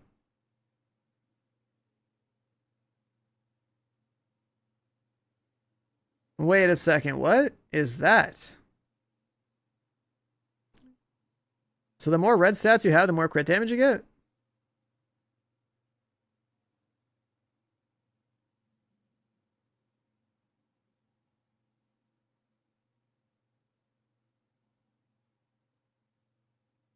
Setting feature any core attribute. Incentive features a third random attribute instead of having a gear mod slot. No mod slot. So it's an RNG exotic?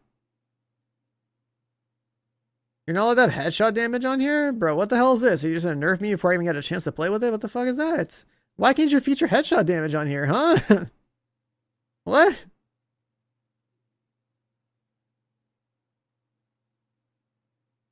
Like, I wouldn't care to use it anyways, but like, why is that not there?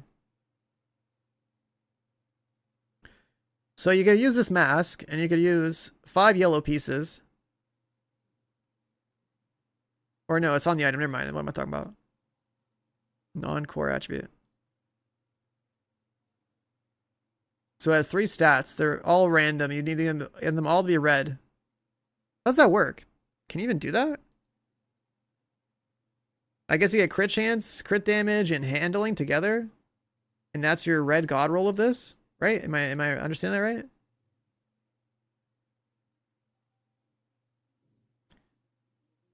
You reroll until you get crit chance, crit damage, and handling.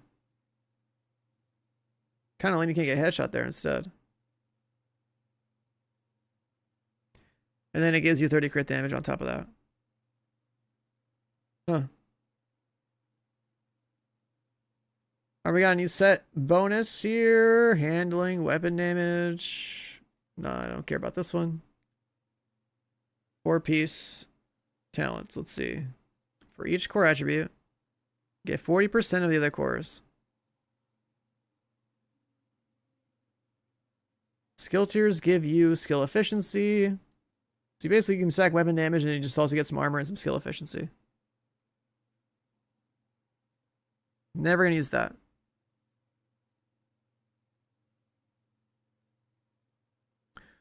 Never gonna use that. That sounds pretty lame. Like, who cares about extra armor and extra skill efficiency? Give me more armor and skill efficiency. I guess the alternative is, like, if this whole set is, like, I don't know, skill tiers, then you get a bunch of weapon damage and you get a bunch of armor from everything else. So then that ends up being kind of good for, like, a hybrid build if you yellow core it.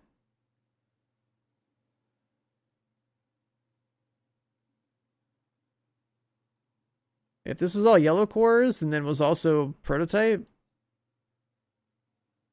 this is what we're reading right here. Links in the chat. If this is all yellow cores and this is all prototype, then I guess it would be kind of a lot of stats.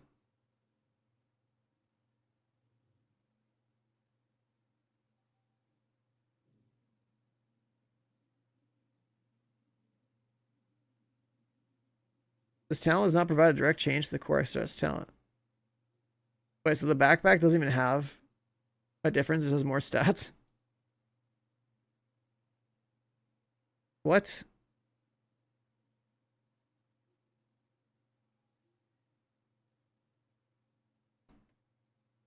So like you run this set, you run the chest piece, you run it with all skill tiers. Would I care about an extra stat line versus an actual talent there? That's crazy. There's no way to use the backpack. A new brand set with more mag size.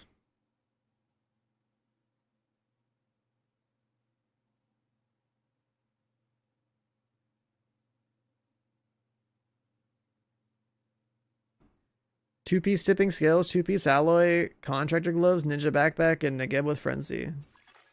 Agent requesting backup. Why would that do more rate of fire and damage than striker when you're missing an entire like multiplier for stacks on that thing?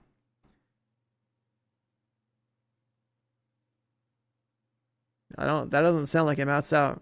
Just understanding that like total weapon damage from striker is a separate multiplier.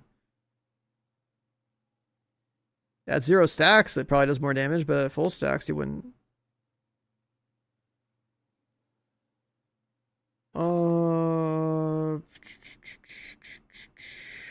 Gunslinger. Also, Frenzy, I think it only works for like 5 seconds or something, right? Having a 270 round mag, I don't think you're dumping the whole thing. I gotta look at the talent again. But you kind of want to mag dump all of the frenzy mag in time for it to actually kick in, and then you need to be able to reload it instantly to proc it again.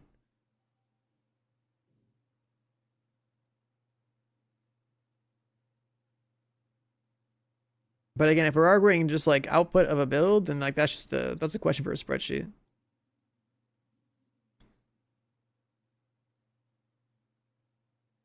Somewhere around like 220-ish for GR9 gives you a full Mega Frenzy. Yeah, it's just gonna be tied to like mag size versus like rate of fire, I guess, right?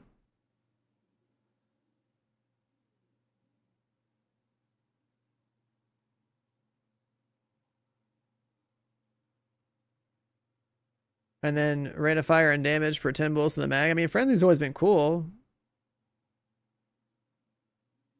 in terms of the fact that it scales like that, but I mean, yeah, I'd have to do the math, but you'd have to do the math too, right? Like just seeing that and being like, oh, it does a lot of rate of fire, but it's like, it's not, if I remember correctly, frenzy is not like a separate multiplier. It's just damage. It's like weapon damage. There is such a thing as just like having too much weapon damage.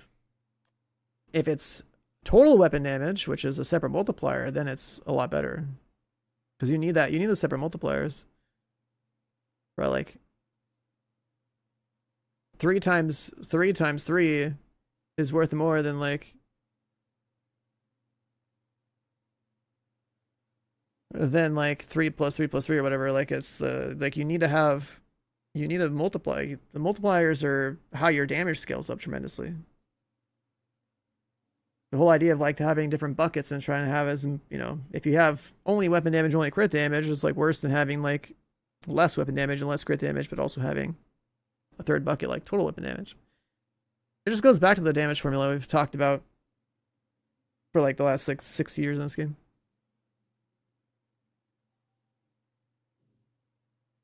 People having fun with ammo. I mean, people have fun with like people love their LMGs. You know, like ever since like Bullet King LMG in 2020, like the casual gamers like their infinite ammo LMGs for sure.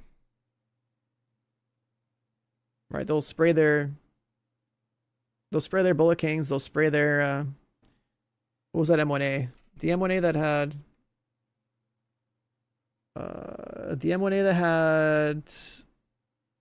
the ability to miss. I'm trying to find something. The M1A that had a chance, like, was allowed to miss and like return bullets back to the mag, even stuff like that. They like that because they can still shoot. Even though they're like, if they're missing their shot, like they're doing no damage. Right? Baker's doesn't, yeah, that one.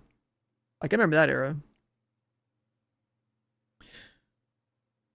And the same can be said about Frenzy. It's like, are you in an escalation context going to be able to, you know, use Frenzy efficiently and not just get melted by the fact that they do like 1 billion damage? Because like in general, people just like to shoot their LMGs and like, you know, hear their gun go burr. Like, you know, people like that. But in practice, it's like, are you going to be able to sit there and actually mag dump a full 270 round mag for free on enemies that can one-shot you in escalation? Like, I don't know. That seems kind of...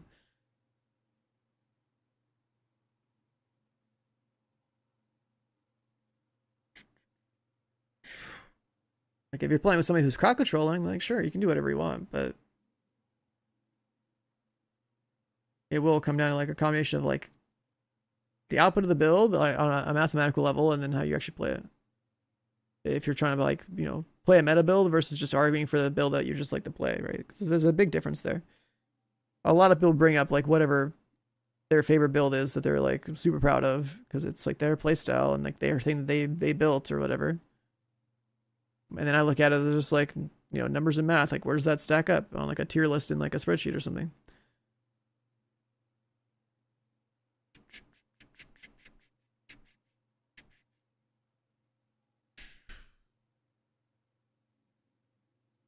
But then you're saying during ambush, like you're talking about a modifier for a season, right? Like even in that example right there, tipping scale, Big Alejandro during ambush, like ambush is like, was giving you like 1 billion damage anyways. So it didn't matter what your build was, right? Like ambush, you just farmed everything. That's not really your build, it's just ambush. Like, right? The modifiers that they give you every season are crazy. It's not even part of your build, it's just like extra power that they just hand to you. So that's also another consideration. Sometimes there's people who I think like they watch like a YouTube video of like somebody melting it with a build, but like those guys have like a seasonal modifier on in their build video or whatever, and then like they oversell the build. Be like, oh, a new insane seasonal build, hit for 2 million a hit, and then like I see a Reddit post of somebody being like, I have the same build as this guy, but I'm hitting for like a fraction of that. What's happening? What am I doing wrong? I like literally saw that thread the other day. It's just like that happens too. Like which season you're playing, what modifiers are active, can add so much power to your loadout that like your build's not even good and like you're still fine because you're freely farming everything.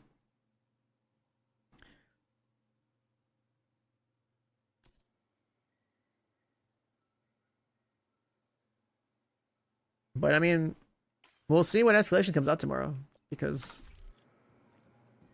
all the builds everyone's used to playing are just gonna get, people are gonna get smoked by all the incoming damage. Because everyone's used to farming everything in this game for free. There's no difficulty, right? Everyone, you can play literally anything you want, and you will shit on the game. And then tomorrow Escalation happens, and then people are gonna get ego checked, probably somewhere in there, like around, you know, tier 7 through tier 10, depending on exactly where, how much they're playing, or like what they're trying to do. Anyways, there's nothing else for me to do this game today until tomorrow. I just wanted to see the state of my Lexington. So like, I have to get lucky with this one. I gotta re-roll this, and then hope I get lucky with it. But I think we're also gonna do the casual getting a wake up call tomorrow. 100%. 100%.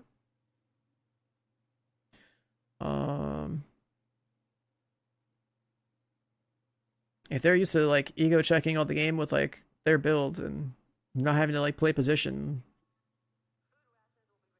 something like Escalation is definitely gonna force them to rethink. When's Turmoil coming back? When do they bring Turmoil back, chat? Isn't it like just like end of season caches? End of season cache is usually when all these like random special items like come back, I'm pretty sure. So that probably won't be for a couple of months, if I had to take a guess. Someone correct me if I'm wrong, but I'm pretty sure that's how it works. The Christmas event does it, end of season does it. Yeah, okay, that's what I thought. I gotta reroll this. Taking notes, I'm taking notes.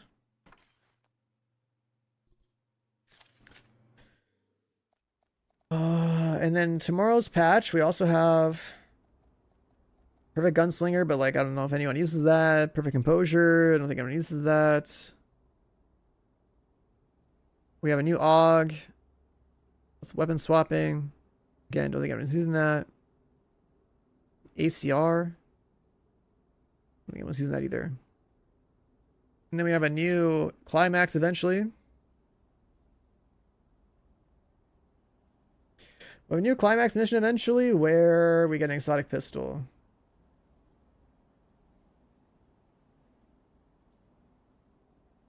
Oh, this is the weapon swap pistol. It reloads your guns. Wait, that's kind of cool. That actually looks like it could be good. We all usually just run around with a movement speed pistol. But having a on weapon swap reload rate of fire buff, damage buff, that sounds cool. Wait, actually, hold on. That just reloads your primary. Never mind. It doesn't give you the damage buff. It's only for the damage buff of the pistol. Alright, so it's the first half. You could probably weapon swap 2 pistol and back and just like fully reload a gun. Just some like weapon swap utility you can fuck with.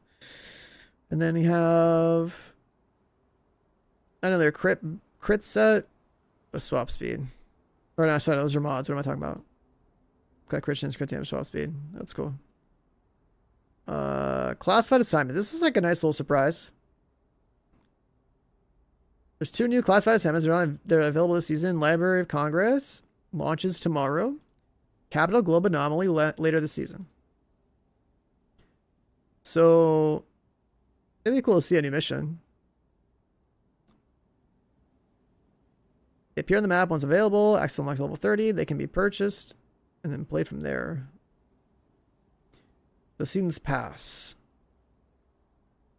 $10 like usual.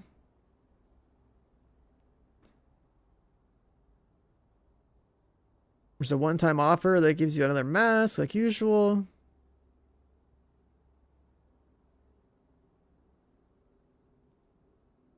So basically it's like we're gonna check out this. Then it's like, okay, we gotta prototype our gear and do escalation.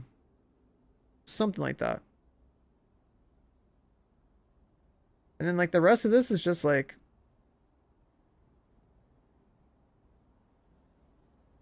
I gotta run numbers on my builds and see how much I care about prototyping high ends, or if I'm just gonna play like Headhunter and Striker, because you know we've been playing that, pretty much playing those same loadouts for the past like 6 years, and they're probably just getting stronger, and that's that.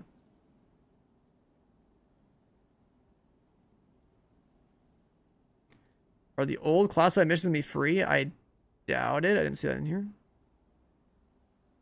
pretty sure you still got to buy year 1 pass for all the old ones, and then they're gonna start selling the new ones, or bundle them with the season's pass, maybe.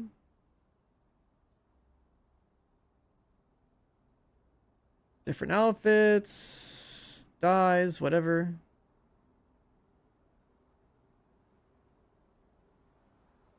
They said they nerfed the shock modifier. It builds up slower and goes away faster or something like that. Yeah, these missions are all really cool, but they said they're reworking these too in the broadcast today. They said they're going to remove the weekly cooldown. So that means you're not like, you know, cheese the lockout during global events and with a second account.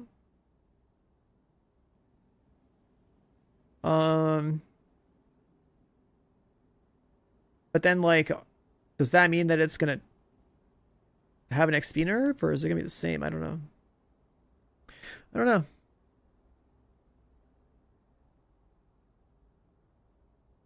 Yeah, numbers are going up. Numbers are going up. I have to see how this plays tomorrow. I don't know. And then, like, my build, too. It's like, I just gotta run some numbers and see how much I care about where my loadouts are at this point, and, like, how much I want to tweak them. How much I want to tweak them, I don't know. Really tanky mobs. Striker, Headhunter.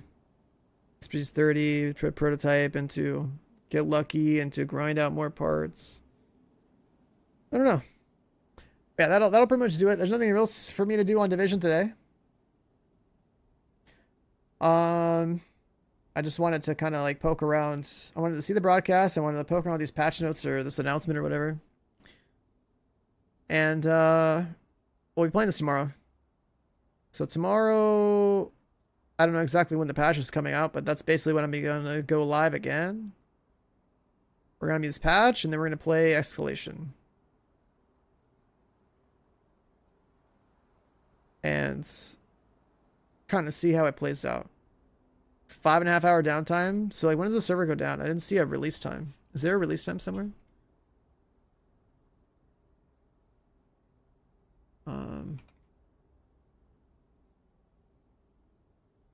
Is it on Twitter?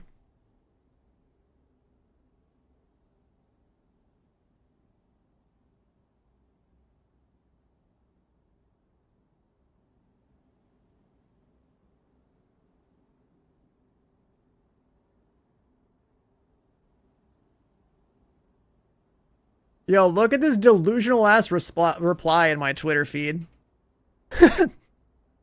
I wake up and smell the roses, buddy. Mobile gaming is coming for the throne, and you need to quit complaining about things that are common on PC.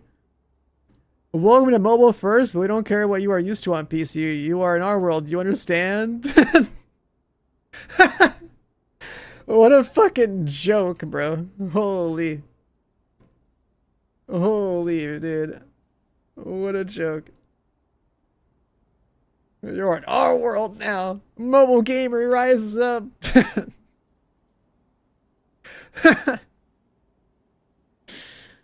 Oh, dude, this is my entire tweet tweet here, right?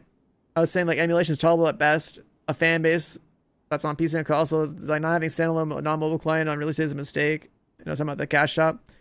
And then I got these, like, all these upset fucking mobile gamers in my replies. Say, like, exactly like the other guy just, like, showed, like, holy. Dude, mobile gamers, they are actually, like, a different breed. It's wild. Mobile gaming coming for the throne.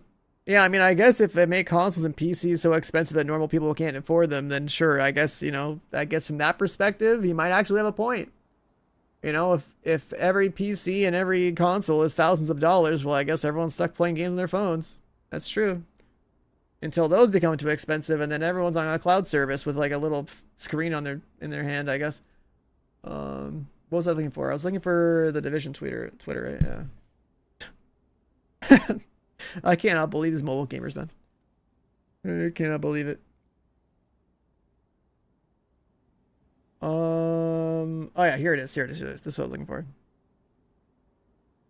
We'll be pouring maintenance to deploy Rise Up season. So that's happening tonight at midnight for me. So that's like 14 hours from now. So basically by 5:30 in the morning, my time, we should be able to play this. If we're lucky, it comes up earlier. If we're unlucky, it comes out later.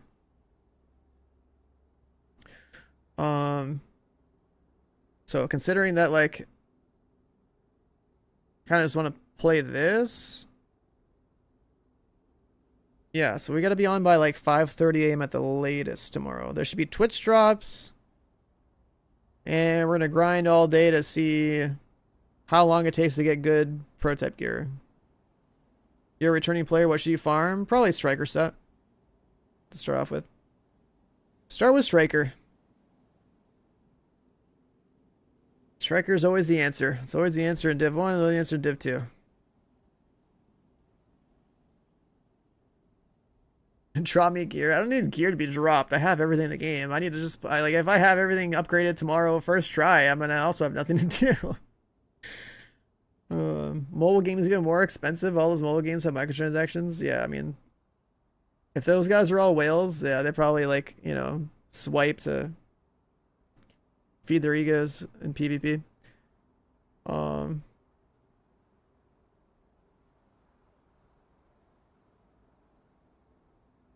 Crazy. But yeah, we'll be on this tomorrow, chat. I got nothing else to say about Division. I'm not going to play any more Division today. There's nothing to play. But tomorrow we're going to check this out, see if it's worth a damn. Pretty much I'll do a combination of, like, you know, seasonal journey, check out the new content, fix the builds or whatever. I kind of want to get off stream and just like run the numbers on my stuff because I want to see. I want to be able to quantify basically like how much stronger the boost actually is. A Discord sweepstakes on what level you get to solo. I mean, with Headhunter, I think I could get to 7 or something. Like I think like tier 7's a good. It sounds like a good place for a solo player to hit. With something like Headhunter and Turmoil. Because all you need is more weapon damage to scale the damage up really high. A Striker with Max Striker, Max Lexington on PTS, only 1.5 million headshots. That's pretty weak. That's what I was saying. Like, if you just add more weapon damage and more crit damage to your build, it really doesn't actually make you proportionally that much more stronger than you already are. So like, with a exotic piece in your inventory and all your high ends and set pieces being buffed by 50%, right? Like, you're only gaining 7.5 weapon damage per piece for 6 pieces. So like, was that like 45% more weapon damage on top, like additively to like what you already have. Normally you have like already like 140 to like 170 something weapon damage, so like another 45 is just not much more. And then Echo is an additional hit, not double damage on hit. I mean, it's essentially the same thing though.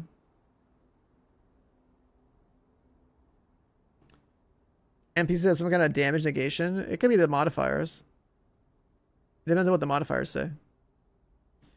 Yeah, we're gonna end here. Let me see. Right, there was these modifiers. I'll go back up here and look at them real quick. But so here, there's these things. Enemies regenerate armor and health. EMP blast.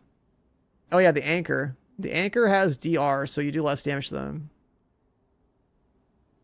People are immune to CC when they're damaged. Hotfoot. I don't know. I think the modifier would be fine. I'll be able to handle that. It's literally just like, can we make our numbers go up more? Can we, you know, Striker head on our way through? Play Striker Escalation with group play Headhunter solo probably. It's just make number go up and then deal with enemy numbers being up to like force yourself to like play a little bit better. But I don't know, it's doable. I don't know, it's fine. It actually doesn't seem that crazy. I don't think it's gonna really be. I actually don't think this is gonna be that special, but it'll be something to do. Either way, I'm getting out of here. I don't know if I want to restart my stream on Crimson Desert.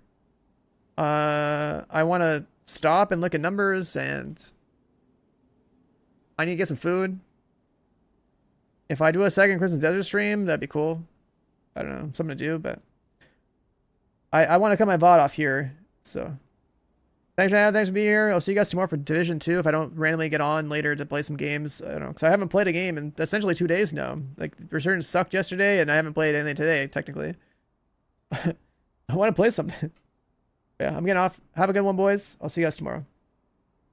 Later.